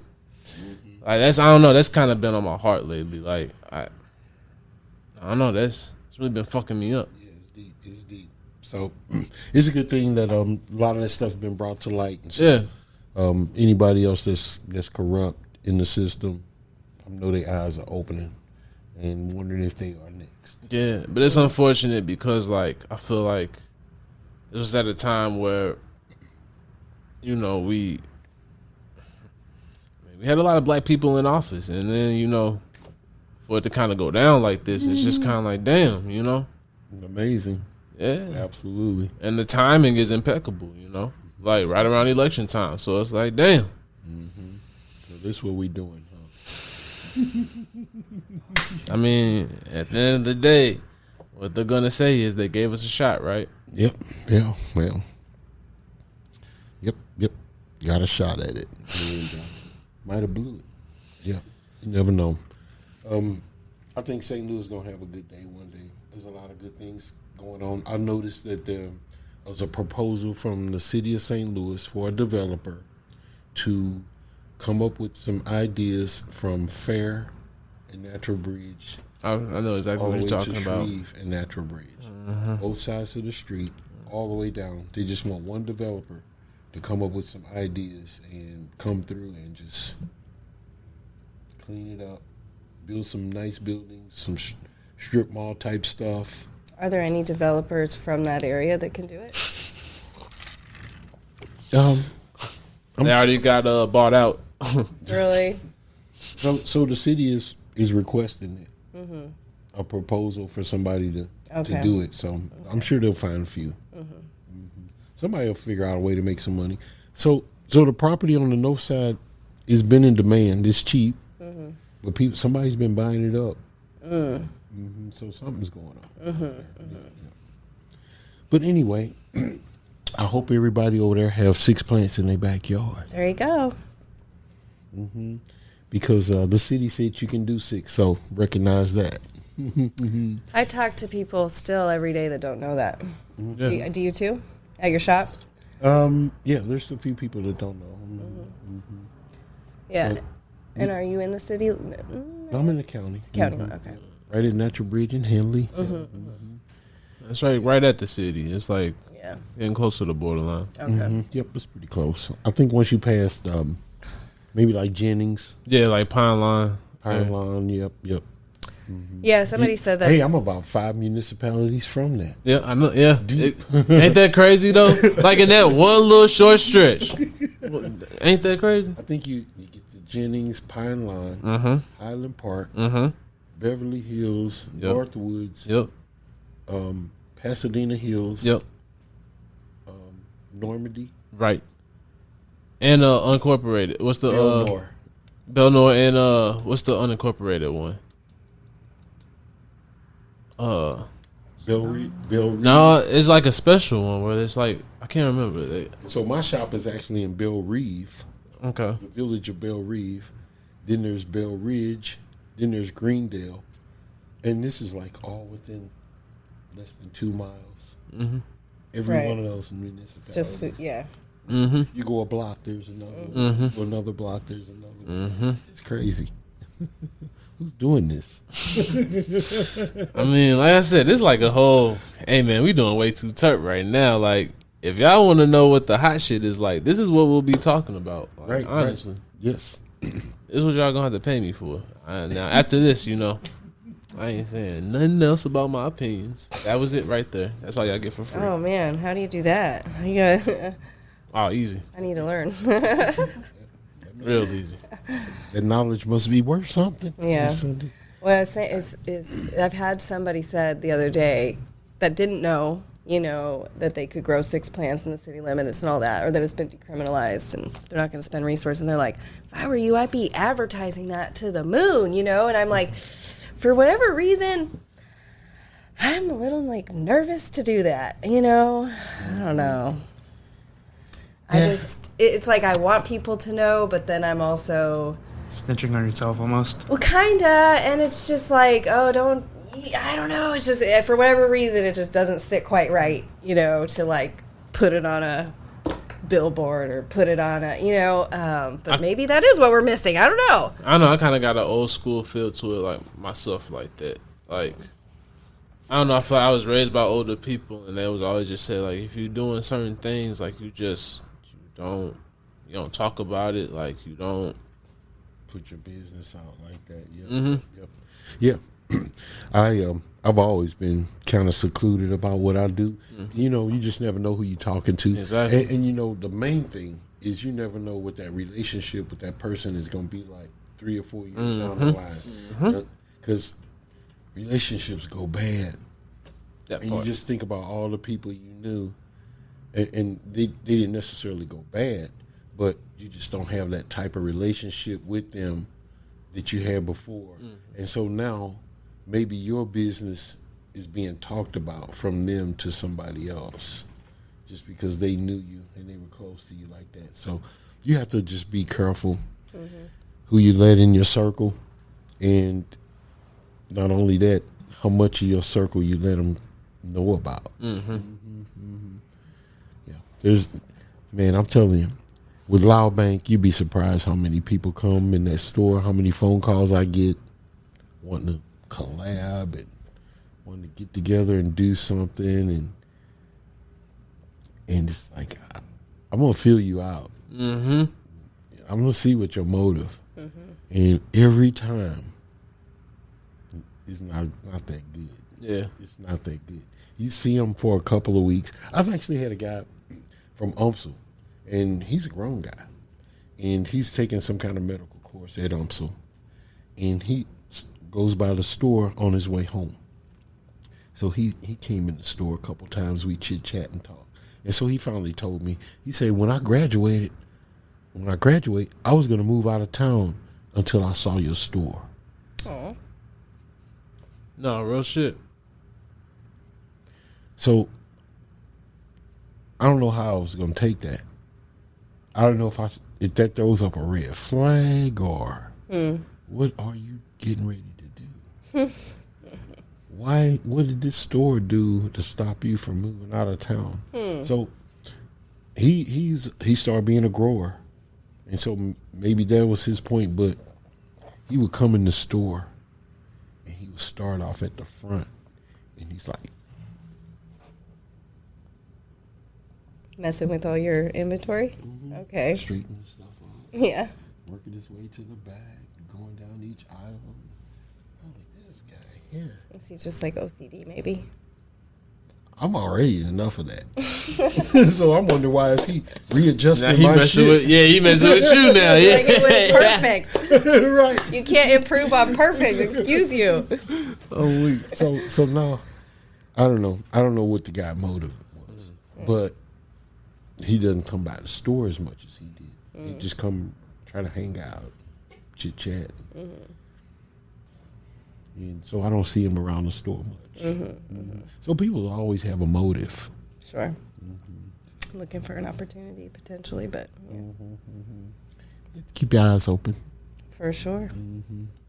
And that's one thing what you started off saying is like, yeah, I'm going to feel you out first. And that's true, like spend some time with some people before you decide to do anything or even sign on to whatever they're doing. Like, sometimes, before I support something like that publicly, I'm going to make sure that I, really support what it is that you're doing, and I would expect people to do the same of me too. I wouldn't want anyone supporting my shop or this podcast or anything without checking it out, and really, knowing what it is that they're supporting. Because they also download still.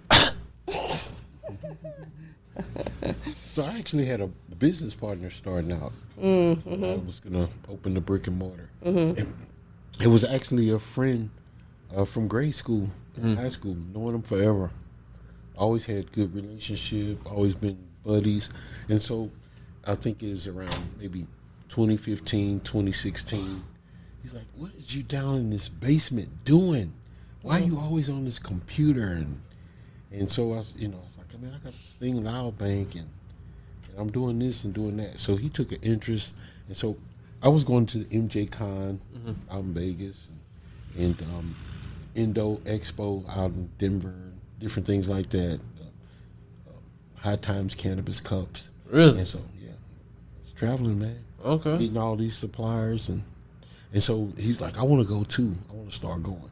So him and his wife would rent a room. He's like, don't worry about renting a car. We're going to rent the car. We'll drive you around any place you want to go. So I'm like, cool. So these guys did this with me for like 3 or 4 years. And I'm like, this guy, he really wants to be a part of this company. So he was my business partner. I let him be 49% of this company. And right when we were opening the store and we need the money to put the inventory in the store, this guy started going loco, turning into somebody I never knew before. And I know that he was on some type of medication, but he started smoking, and he had never smoked. And he said, I'm so much better without that medication from smoking, when I smoke.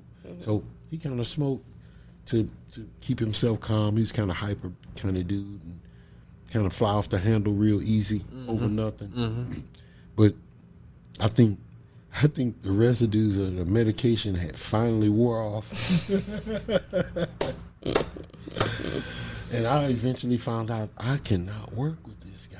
And so I had to change all the business papers to a propriety LLC when we were like a group. You know? And the reason why I did help let him be a part of the business is he already was a business owner for 30 years. And he said, the people that I use in my back office, which is my wife and my cousin, they do all my paperwork. And so now with me as your business partner, you can call them for anything. They'll write your letters. They'll make your phone calls. They'll, you know, do whatever you ask them to do. And I'm thinking, great, Flower Bank's got a back office. You know, I've got some people working for me now. What a mistake. Yep. So. People disappoint you. Yep. So, you know, didn't discourage me. I kept going, kept moving, and now I got a store full of inventory, and it's like the best thing that ever happened. Good. To get that guy out of my life. Yeah.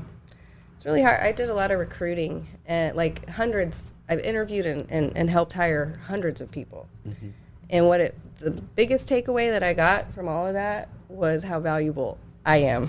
And not to sound like a jackass, but from dealing with all of these people, I'm like, oh my God, I am capable and more dedicated than most of these people, the vast majority. So, you know, betting on yourself is your best bet most of the time.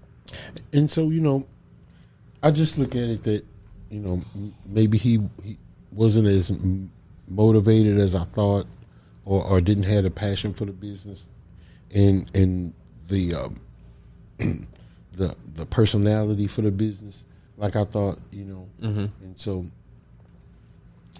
I just was glad that things worked out the way they did, and let this guy move on. And before you opened, good, It's easier at that point than getting down the road, trying to work it out later, Well, it was. So the business is already established. His name's on everything. Checking accounts. Is 49% owner of the business, and as the call person for all the suppliers, the second person to call if anything needs to be done. So full control. There's a lot of paperwork to change and redo. So, but like I said, you know, you just get in that game, man. And somebody will guide you the right way, and opportunities will come that you never expect, and you just take the best ones that you think that'll work for your goals to get you where you need to be. Facts. Yep, no doubt. Yep. That's a real fact. So, how much you smoking a day or a month? I also hold you for a month.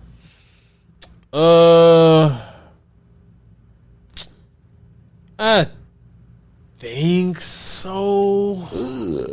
That means you're gonna come up short when you say that. A little bit, probably. Like, honestly, because of this podcast, it's changed a lot. Like, before the podcast, I could definitely hold on to, like, an ounce for over a month.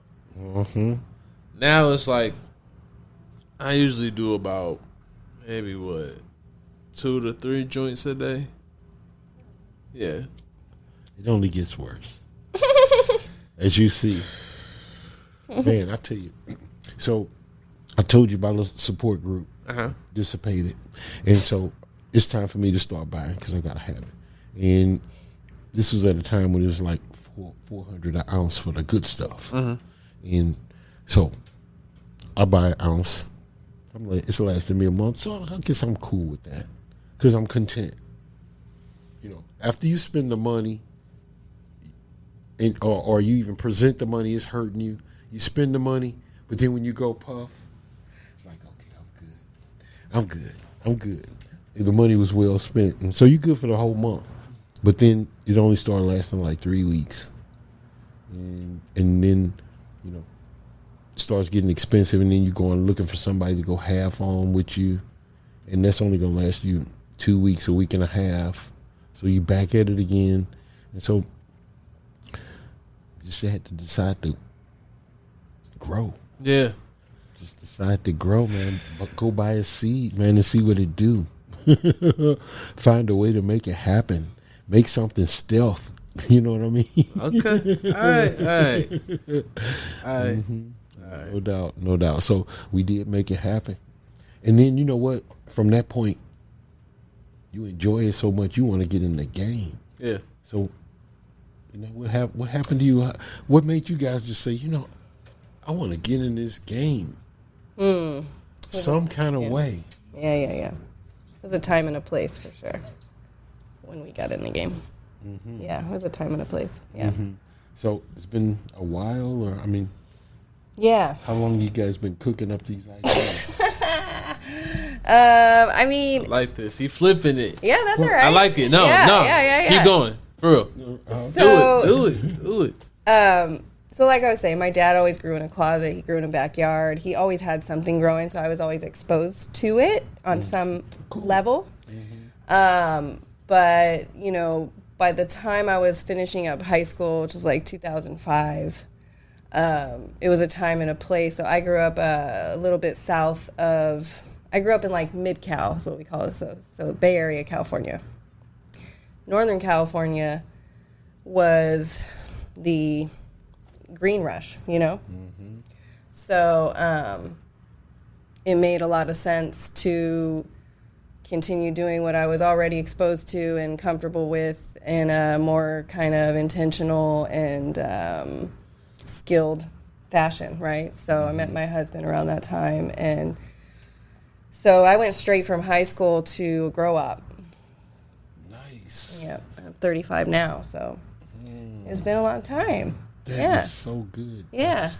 And so how do you feel about you jumping in the game? Who, my dad?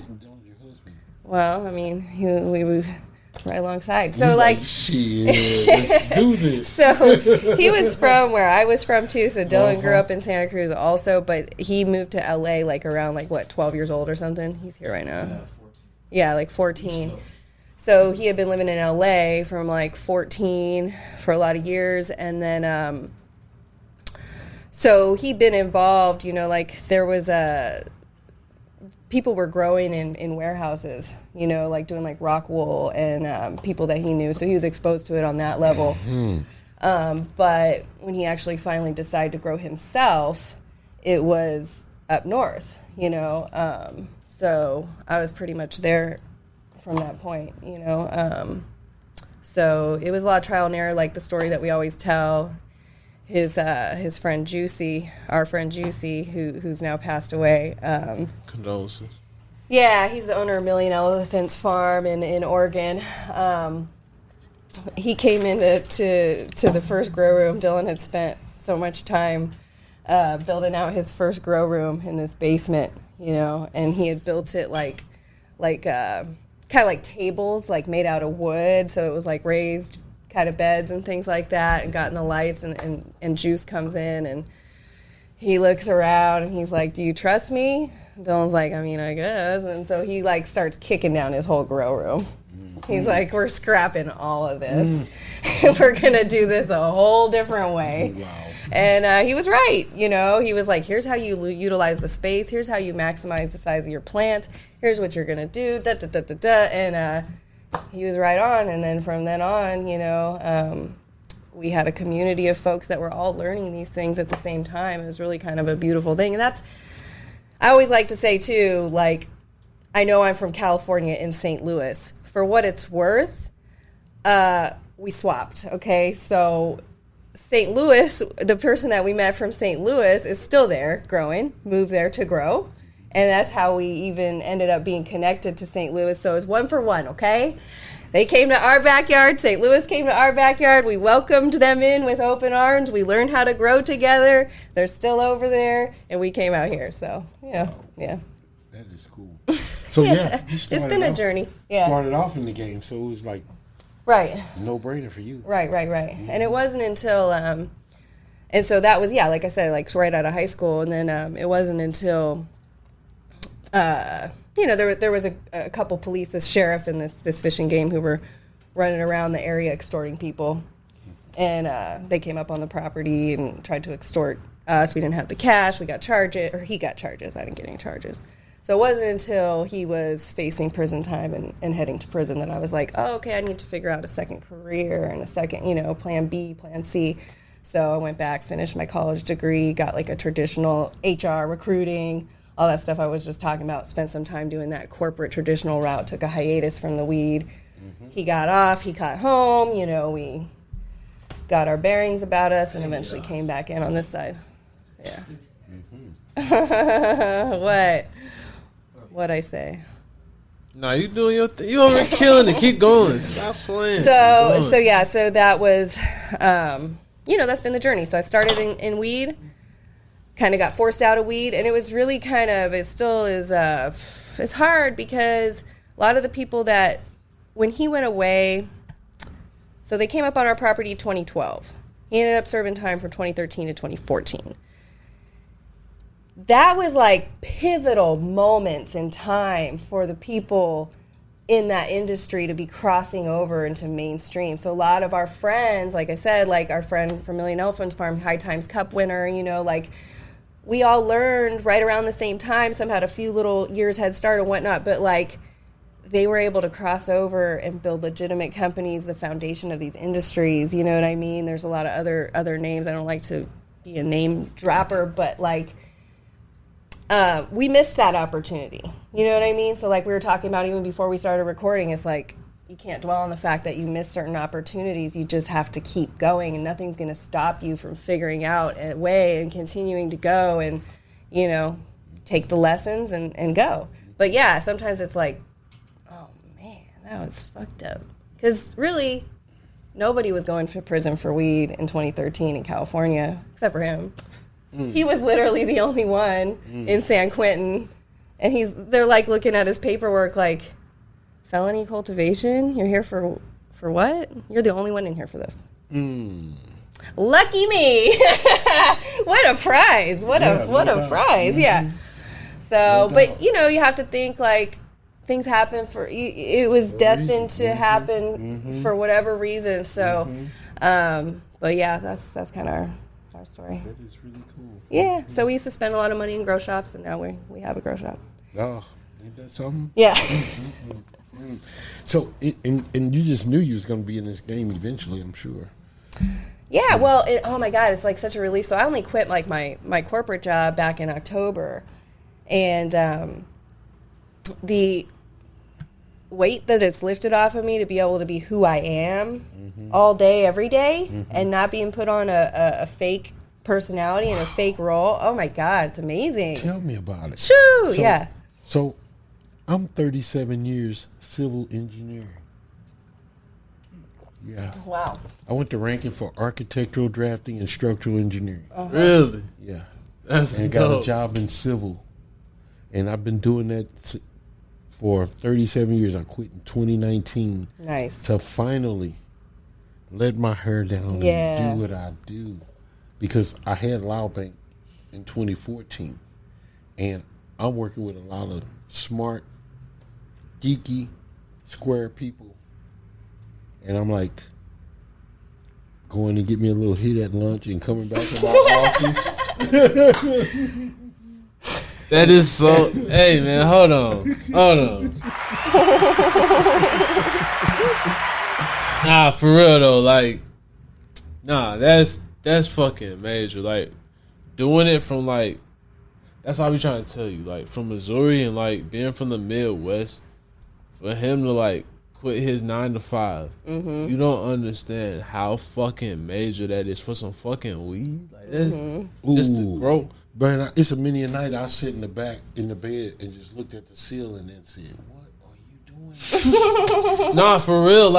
Honestly, I the Midwest. I had a good $85,000 a year job. Right. Money coming in every month. Right. Doing whatever we want to do, and so what happened? Business did get a little slow right before COVID, and I went and looked for another job, and they put me in a surveying department.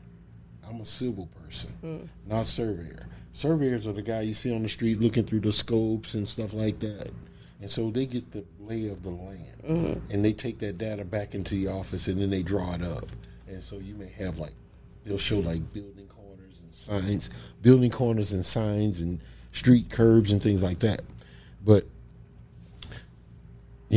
I that's not my forte, so I didn't like that job. Then I went to another job and was supposed to be the supervisor in the civil department. So obviously there was a guy there that thought that job should have been his.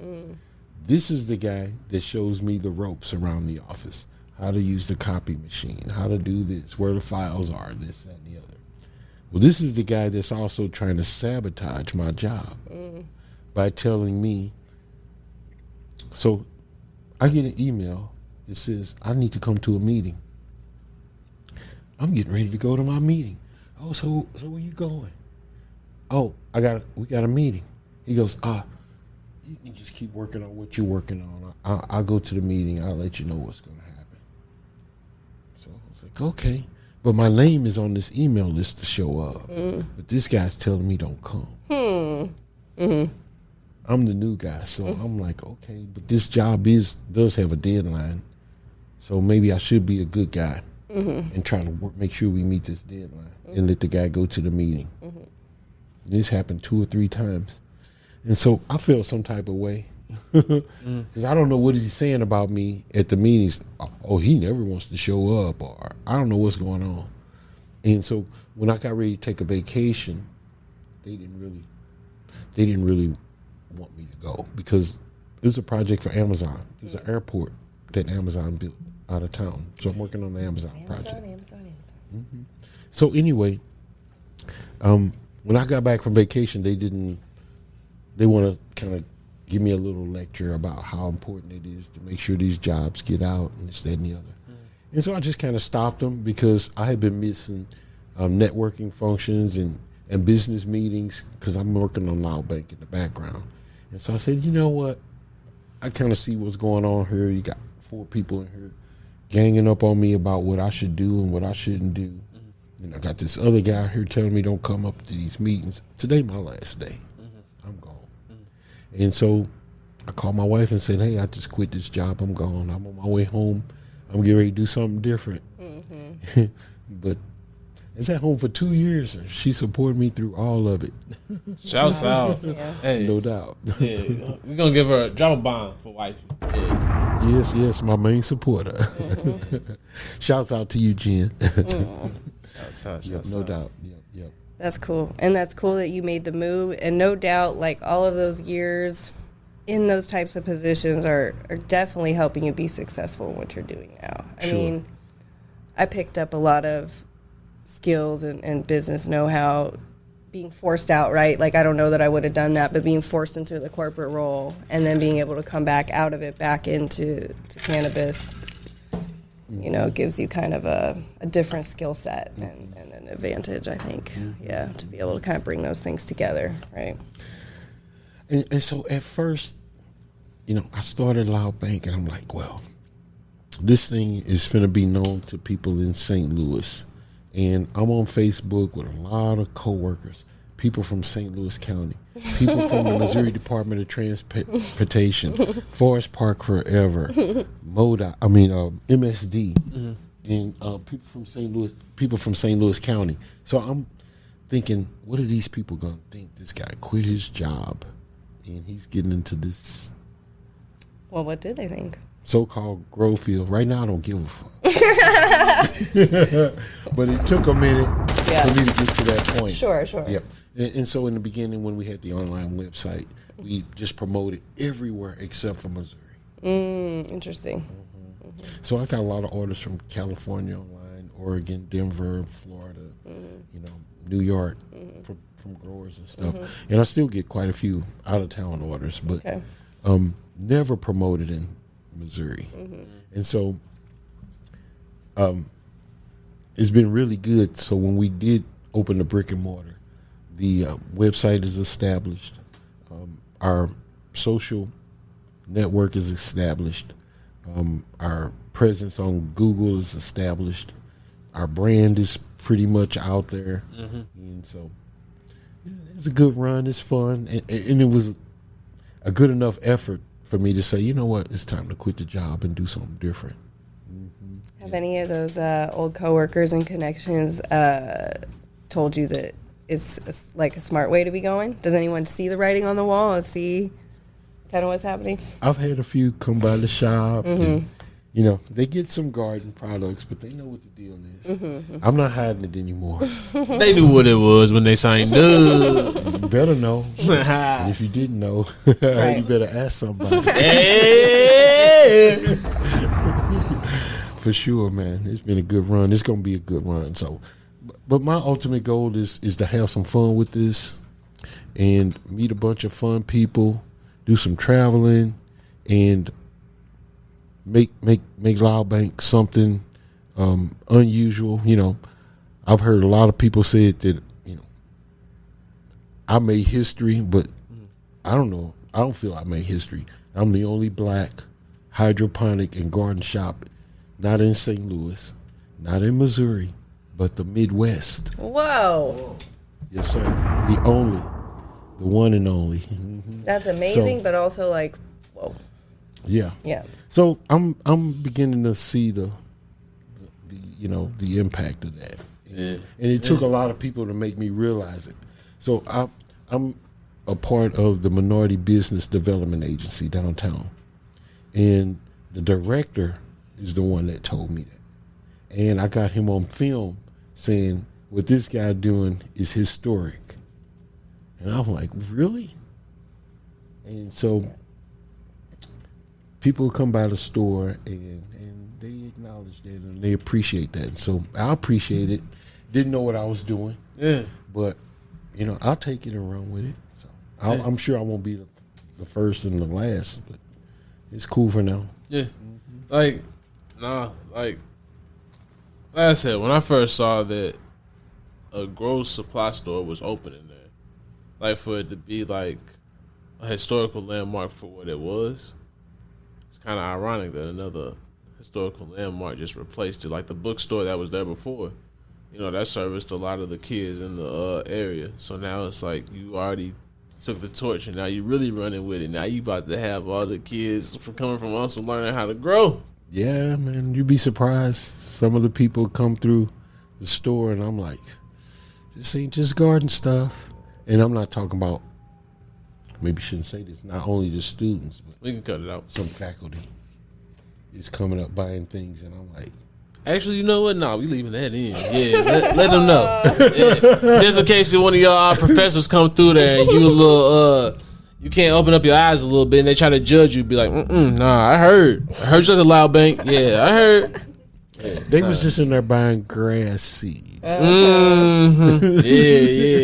Grass seed. Okay. Yeah, bought a little tent too. Yeah. Yeah, there's been some suspect items purchased. I already know. I'm like, what part of the garden you use that in? No. But man, it's just been crazy up there. You know, starting out with just doing like the product reviews and going to a lady that is my mentor, and she might not even know it. Her name is Wanda James. If you look her up, she's the first black woman that opened a dispensary in Denver, Colorado.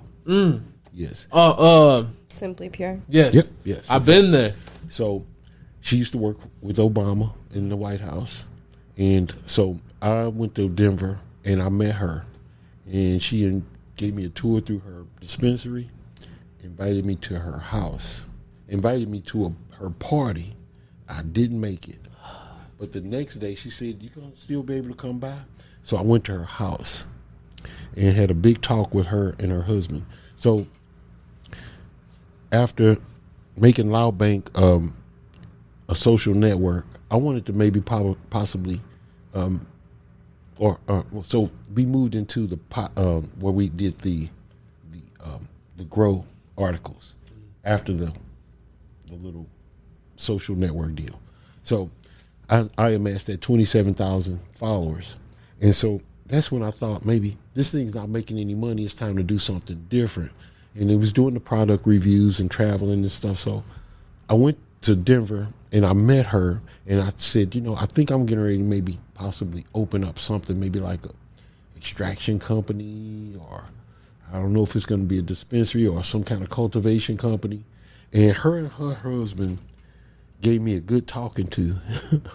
And I didn't really understand it at first about how I didn't really want to be directly involved in that business. And she said, you got a good opportunity to make something big, but it's going to cost you a lot of money. And the people who know nothing about this product is going to be making the rules for you. And they're going to cost you a lot of money. And if you don't have a lot of money to waste, then don't get in this business. And so I started looking deeper at what she was talking about. So I really didn't understand why she didn't want me to get into it. And I'm like, wow, I'm not really going to be your competition. You're in Denver. I'm in St. Louis. So why not? You don't want me to get into this. And so I kept going to these little expos and things like that. And I figured it out. Wow, why don't I just sell these products that I'm reviewing? So those 27,000 people that was coming to my website are now coming to a store. I lost about 22,000 of them. Yeah.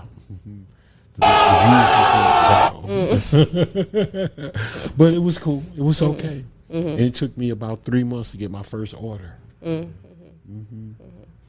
And that was in 2017. So by 2019, I was quitting the job and thinking I'm going to get a brick and mortar. And so that's where we are today. Yeah. Yep. So That's interesting.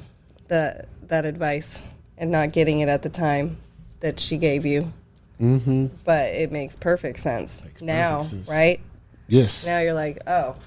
She already knows. Thank you for the conversation. Yeah. Thank you for the insight, the education, the knowledge, and the advice more than anything. Yep. I saw her speak at MJ BizCon on a panel. It was called Clash of the Titans. Were you there this year?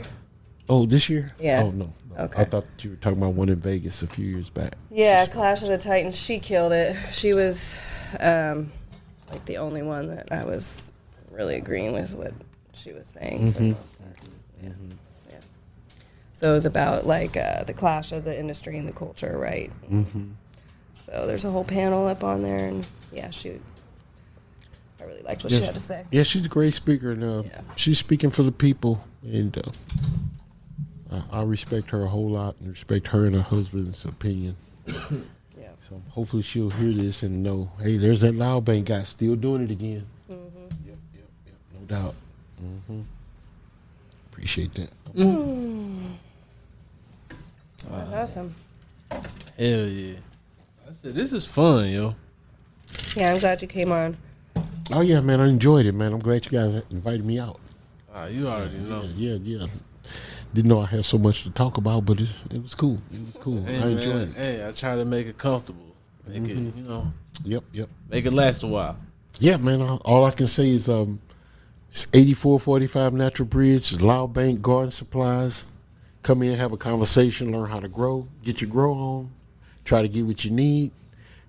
All the supplies are there. All your horticultural needs, from fertilizers, soils, tents, LED lights, and I also have to shout out all of my supporters that's been coming by, making this store worth my while. Because like I said, it's a lot of times I've been up at night wondering, what the heck am I doing? What are you doing? And is this going to work? But, every time a blessing come through from somewhere, a person come in and spend, a couple $1,000s or a couple $100, you don't think you're going to make the quota for that week. And, boy, here that person comes, surprise the hell out of you. Always happens. Hell It's yeah. a good thing. Yep. All right, before we go, though, I got 2 more questions to ask man. you, because we didn't even talk about the podcast. But before we do that, I wanted to ask you your top, because we haven't done this in a minute, top 5 people that you would smoke with. Oh, man. It's all good. The ones that everybody want to smoke with, man. Snoop and I was sitting here like, Khalifa, don't say it. Willie don't smoke no more, but if he Really? I didn't know that. No, he quit smoking. Oh, shit. He has lungs and he can't do it no more. Oh, shit. And Tommy Chong and all the hard, heavy smokers, man. You just want to get with them. Them my kind of celebrities. Yeah. For sure. I can see all these little new guys coming back here, the baby and all that. Man, get out. I love it. No, man. There's too many of them babies out here. Too many babies out there. Grown ass babies at that, and men at that. Come on. Thought that real shit. I fuck with that. That's right. Let them know. Y'all niggas grow up. Hey, you really say, y'all motherfuckers grow up. Grow the fuck up. Stop being babies. Stop being babies. Right. No more babies. No, man. Dr. Green Thumb. What was that? Cypress Hill. Yeah, man. You see those guys got a nice little podcast where they smoke out the car. They do that hot boxing ride.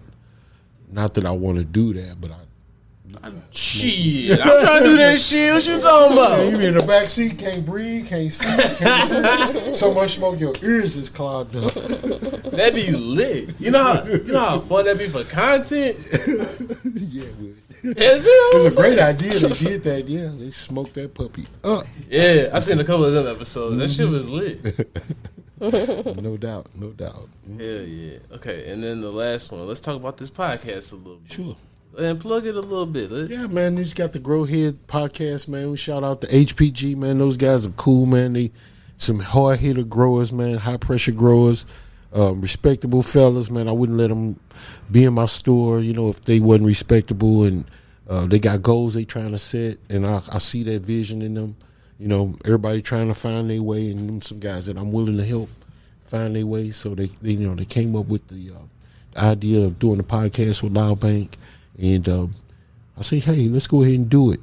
But then, they took it a step further. They started buying equipment, dropping by the shop and stuff. We bought furniture, and we got the area set up real nice. We got the green screen in the background. So, everything's official, man. Everything's looking good, man. And like I say again, shout out to them guys, man, because they're going to be doing big things, man. They all of us are going to be pioneers in this industry.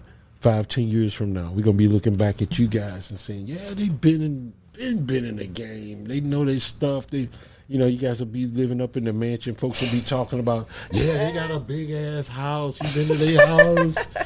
The like kids finna take over the place now. So, that's right. So hey, legends in this business, man. Hey, you got to start from somewhere. Yeah. Hey, we on the ground floor in St. Louis, man. Right. We on the ground floor. Yeah. And no place to go but up. Yeah. So we just gotta be persistent and make it happen. Mm-hmm. Stick with the game, man. Yeah, be true to it, because it'll be true to you. Mm-hmm. Yeah. Now, a lot of these youngsters don't know nothing about that. Being true to the game. Shit, some of these old motherfuckers that ain't get hip either. Shit, some of them skip class too much. Shit, some of y'all ain't go to school all the time. No, you right. Hey. I'ma say it. He gonna put it out there. Shit. Yes. I hear you, bro. I'm just being real, man. Hey. Some of y'all just being old as fuck, wasting time, man. Just being dumb all y'all life. Shit, I'm gonna keep it real, man. Right. He's been in a mood since we got here today. It's not directed at us, so it's okay. No. Hey, I'm in good form today. I know to tell you. I know. Shit. You got some joy left too. Yeah, it's all good, man. I like the way you tell it like it is, bro. Hey, man. Every now and then, I just like, fuck it, man. You should put no icing on no cake if it ain't no right cake. That White Claw confidence. Yeah. Shit. I do this without White Claw, for real. Shit, catch me on the right day. I just ain't like that right, that K you all are willing to drink the White Claws with me. I appreciate it. You the one who got me into that shit. I ain't even gonna lie. Hey, man, tequila. You already know where I'm at with it. Oh, it's my summertime drink. Who you trying to smoke with? Wiz, my mom. It'd be cool to smoke with my dad. Dang, don't go there. Oh yeah, they're not around, bro. Are they around? Yeah. Oh, okay, that's cool. We talking about that's a whole life story. We don't have time for all that. Yeah, I guess that's a whole life story, bro. Right. Schedule folks ain't around. We do that on your podcast, as a matter of fact. Shit, right. We do that on your podcast. That's a whole nother topic. Right. Damn. There's another one. So you picked them because they don't smoke, or yeah. Okay. Mm-hmm. So you gonna introduce them to something a little different, maybe like a little gummy or so like. My mom, brownie. We really getting there. I feel like we getting mad close. So like, At first, she did not fuck with this at all. Then finally, she came and checked out the episode, and like that's what kind of made her realize, oh, okay, you know, he really doing something with this. Like this is dope. And so, you know, now she's getting more like comfortable with talking about it and even looking at it. So like, I've kind of got my, you know, we didn't even smoke with my, and now it's like, Yeah. So now she, Well, I think it's turning the tide. Yeah, nothing. You know, just let them know nothing you doing is illegal. Nothing you doing is illegal. So it's all legal now. Yeah. Be comfortable, and take advantage if you think you need to take advantage. If you're not sleeping at night, just try a little gummy or something. It'll help you rest. Yeah. If you got a lack of appetite or something like that, you know, whoever, just try a little bit.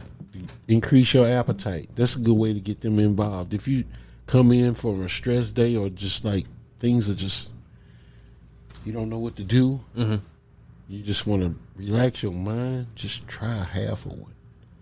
And you see where it take you. Oh, yeah. And that way they don't have to smoke. And I know, They like, just can enjoy relaxing and comfort of their own home and see how it feels. Because I'm still telling you that because that's how I got my wife. okay. Now she's like, can you go get me something? Yup. Yeah. So she can't hardly sleep, and it makes her sleep great. Yeah. Sleep all night. And she'll make sure she got something in the evening to take. Well, I'm waiting on my dad because he waiting for job purposes. So, like, you know, I respect that. Hey, man, get your you gotta money. respect that. Yeah, get your money. Right. I ain't mad at that. We all had to do that. That's first. Yep. Shout out to Julian and the Ganja girls for all them good edibles. These girls, they amazing. Yeah? Yeah. Okay. Yeah. I'm talking about absolutely amazing. Pot corn. Nice. Really? Funyuns. Okay. Yeah. She's got like all kind of agave sweeteners, tinctures, lotions. They just said that they just bought a food truck, and she has created 3 ice creams infused, her own flavors. Guess what? Made with herbs and spices, Really? not fruit. Wait, hold up. Yeah. Yes. How's that going to taste? Beautiful. Really? Dude, she let me taste her one creation. It was what, not the parsley, what's the other one? The leafy Basil? basil. Yeah. Basil and pistachio. Oh, okay. Ice cream. I could. It's a little green color. It was sweet. Had some kind of little seasonings in it. I can see that. It was delicious. Really? Yeah, she's got 3 flavors, and they're going to do a food truck. And they just got it wrapped, but the brakes went out, so now it's got to go to the shop and get the brakes done. But they finna hit all the parks and all the food truck locations. I said, "This, you're going to have a line in front of this while everybody got tacos and hot dogs. You got this infused ice cream with seasonings and herbs. That's a hit. Yeah, we got to get them on. Especially if it's good. Yes, and I can link you up. Okay. Oh, man, she's got pistachios. Infused pistachios. I feel like I've seen her out maybe. Yes, she came to Loud Bank, man. She had meatballs Ooh. infused. I went to her house on 420, infused salmon, macaroni, fried chicken, all the liquors, Hennessy, Patron, all infused. Yeah. So, yeah. Her daughter goes to a culinary school. Oh, okay. And Hey, but also, that's why you a fake vegan. What? Because the meatballs, I do. Yep. Yeah, I Yeah. know. I like it. I couldn't let that slide. I was like, hold up. I do. Yeah, I do like It's a all good. meatball sub too. Like that's. Yeah. I hear you. No, it's all good, man. I said fake vegan. I never said I was a real one. Nah, but you be trying to. I remember when I first met you, you was like, "Oh, I don't eat meat." Like, I never said that. I said I said I would like to not eat meat. it was close enough. Despite Yeah. how I look, I have not had any beef or pork since I was 21 years old. Wow, that's a long Really? time. I used to work for a health food store when I was 18. Ah, damn. Yep, and I was a pork and beef eater, and I didn't buy groceries, so I ate what was on the table. But when I bought a home, I said I wasn't going to buy any more. I bought my first house at 21, and I never bought beef or pork. I never ate it again since. What health and food store did you work at? It was called New Earth Health Food Store, one of the first ones, and it was at the corner of Grand and St. Louis Avenue. Yep. Really? Huh. Yep. Okay. Right in the corner. I know, like, Pete's was, like, one of the hot spots. On Olive? No, the one off of Page and Union. I know what you're talking about. Pete's. That was Pete's Market, though. That was just like a little smelly. You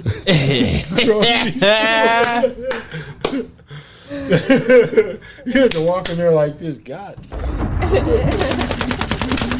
Hey, real talk, before it closed though, that was one of my stores that I had, and that's real shit. But my dad and like all his friends worked in there, like when they was kids. Yeah, I can see that, man. Yeah. That place was, ooh. You can smell the meats when you walk in there. Nah, real talk. But everybody used to go there though. Yeah, they sure did. Yeah. It's a saving lot now. Yeah, it is. Yup. Yep. Shout out to that corner right there. Came up. Yeah, I guess. Yeah, I guess. Yeah, buildings might have changed, but you know the neighborhood's still the same. Don't get it twisted. Yep. They just changed the name. Protect the innocent.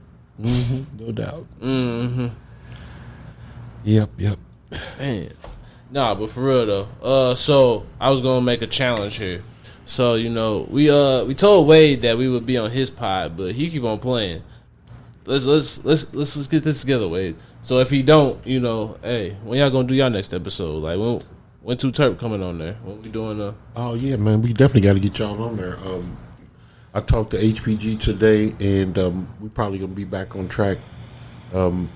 Maybe next Friday with the next episode, and maybe we could start it off with you guys. All right, because I said I ain't never did no other podcast other than my own. So what I'll do is talk tomorrow and see what they think about it, and if not this Friday, next Friday, how about that? All right, let me know. We'll schedule it. Yep. We'll see what Lila got going on. We may be a little bit later than you guys, because I close the shop at 7:30, go home, maybe have a little dinner. We come back about 8:30, and it usually runs maybe till midnight, because it's a lot of fun, a lot of smoking, a lot of drinking, and it's like 6 or 7 of them, so a lot of people with a lot of opinions, and so it's like a good time. Yeah, it's a good time. It's a good time, real good time. It's a mess when we get done too. Nobody leave that door till you clean up. There's crumbs of bud here, right? Some drinks over there, there's cups left here. Somebody's Chinese food over here. Yeah, we know you somebody, Dad. Right. Hey, you know why? Because I've walked in that shop too many times in the morning going, damn, I got a clean house. Yeah. They just left everything. Yeah. Never ending. You got 8 people in there, and you got one person cleaning up at the end. So yeah, no home training from any of you. No, y'all all good. Y'all know what the house rules is. Everybody good. Yeah. Like I said, shout out to HPG. I respect them guys and appreciate them, and they're gonna go big places because they motivated. They motivated. Yeah, backpacks, hats, hoodies, caps. Yep. They on the run with the branding and the marketing. Okay. Usually show up at all the pop-ups and stuff. So yeah, it's good. Yeah. I'm about to holler And at I'd him. like to get you guys over too. Yeah, most definitely. And I'm talking about you and your store. Okay. If you guys can. Yeah. Oh, yeah. It'd be a Friday evening. Yeah. Store will be closed. Right. Come back. Yeah. Promote Absolutely. and all that good stuff. No, Yeah. I think it's cool to have that kind of camaraderie. You know what I mean? We need it. Yeah, I think so too. Yeah. And I felt that when I first opened the shop, you know, there's probably going to be some animosities with the other stores Right. and competition. But then when St. Louis Hydroponics called me and say, hey, you guys got this, you got that. Right. I'm sending customers over. Yeah. I was like, okay, these guys are cool. And so just reciprocate, and then meeting you guys, it's going to be a good, it's going to be a good run because we just going to have to help each other. And, Exactly. Yeah. make it happen and We're support each here- other and figure out these ideas to cut costs, Right. You're there regardless. We're there regardless. We might as well be cool. You know Yes, what I yes, mean? yes. It's like nobody's going anywhere. So, yeah. And we got our own little areas Yeah. that we support. Right. Exactly. Yeah. Yep, I don't have, although I've had some people from extreme places come to the store on a regular basis. Oh, yeah. They make the trip. From the Boot Hill of Missouri, Wow. Yeah. god damn, Yep. it's too far. That's why they have to come out. Man, they call They don't before have they anything come. out there. They definitely call. They bring the pickup truck too. They buy a flood table or something. Yeah. But those, shout out to the guys in Southeast Missouri to come up to the Loud Bank. Love you. Yeah. Love Right you. on. Keep coming. Yes. Hell yeah. Let me know what you need. I try to get it. That's right. Hell yeah. Hey, love all my customers and supporters, man. Y'all been the best, the total best. And so y'all keep it coming. I'll be there for you. Been nothing but love in the neighborhood. People are happy to come by Loud Bank and not have to go to the big box stores in the neighborhood. Not only do we have the LED lights and the hydroponic stuff, we got the bird seed, and we also have grass seed and grass fertilizers, and weed and feed, all kind of garden tools and shovels, gloves, and so it's just an all around. I ain't gonna say no mom and pop store, That's nothing wrong with that. but it's just a local place where you can just come right around the corner and get what you need for your lawn, and save some gas, and and have a conversation. So it's all good. And like I say, man, I appreciate y'all having me on here. Nothing like it, man. I appreciate it. Appreciate Really. it. Let them know them socials one more time. Yeah, them socials, man. Y'all can hit us up on all of them, man. Twitter, Facebook, LinkedIn. It's Loud Bank Garden Supplies, or you can just hit us up at the Loud Bank on most of them. So, yep, that's where you can get us, man. You Google that, boy, you're gonna find a bunch of socials. Click any of them and like us, follow us, or what have you. Hell yeah. Yep. I don't know, Lila. All right. If you're not at the Loud Bank, you might be at Grow Gear. And we're down in South City, St. Louis, Lindenwood Park. No doubt. I like it. And you can find us at Grow Gear STL on all socials. No doubt. And I'm sure I follow you guys. Oh, yeah.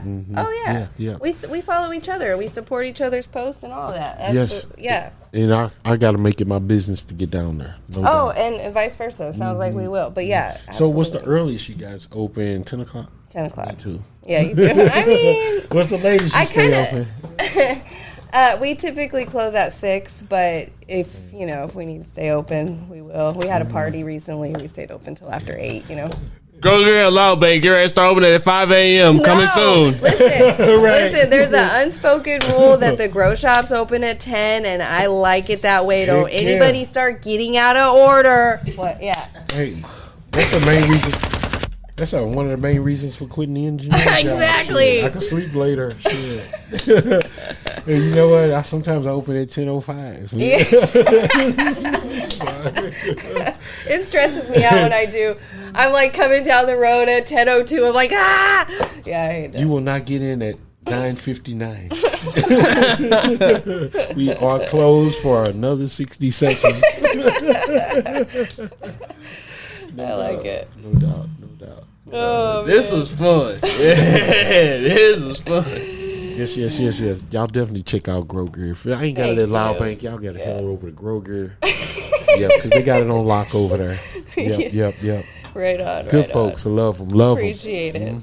Yeah, it's been fun. I liked you in person. Well, I liked that we supported each other online, anyways. And then we ran into each other at the Union Station, and I recognized you. You had your shirt on. And then we got lost outside Union Station together. Had to find our way through this maze. Oh my God. And then at the after party, we smoked and hung out. So it's been cool, and it's been a great conversation. So yeah, I'm happy to make the We connection. shall keep it going. Yeah.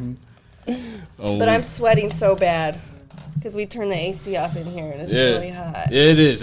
All right. So T, where you at? Go ahead and close yourself out. No social tea behind the scenes. Might not be seen, but always heard. Oh. Yeah. Put that on my LinkedIn. That's right. Hitting us up with a little bit of spoken word. Ooh. Poet don't know it. Hey, there we go. We're going to keep this going. Like I said, we practicing for these open mics, man. Yeah, we weren't able to do it, but yeah. We're going to make it happen soon. I think. You said what? Still a fun night, though, I think. Oh, that was a dope night. Yeah. Like I said, I like where we going with this pod. Now we getting comfortable enough to hang like outside of the shit and all that. Like if we could remember what happened, that's always a good time. Yeah.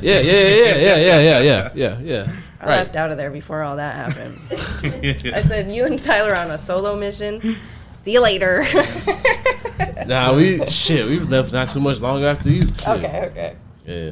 Just out there talking strategy, just shit. Talking about the damn pod and just talking about the future of this shit. We got some shit popping very soon. Very, very soon, y'all. Like, we'll be making some announcements soon, hopefully. Like, we're trying to close up some shit. But until then, y'all already know. Y'all can follow Ryan. Yeah, let's do Ryan first. Yeah, like always. Okay. So you can follow Ryan at Ryan Risky Fargo on all social media platforms. Don't forget to follow Flucker. Then don't forget to follow TooT3rpd on Instagram. Don't forget to follow us on YouTube. Don't forget to hit the hotline with the voicemails and the text, 314-399-9711. And don't forget to follow me, Donovan2408, on all social media platforms. Okay, so y'all already know. It's been another episode. This might have been we might have made TooT3rpd history today. You keep on making history. This might have been our longest episode. Wow. Cool. Yeah. I like that. Cool. Setting trends and making history everywhere you go. I probably ran my mouth too much. Nah, this was fun. This is a good one. For real, yeah. I really felt like, yeah, it was a good one. This was fire. Yeah. Enjoyed it. Hell yeah. Drinks is great. Smoke was wonderful. Company was beautiful. Hey. All right, y'all already know. There's a TooT3rpd podcast, and we'll see y'all next time. Peace.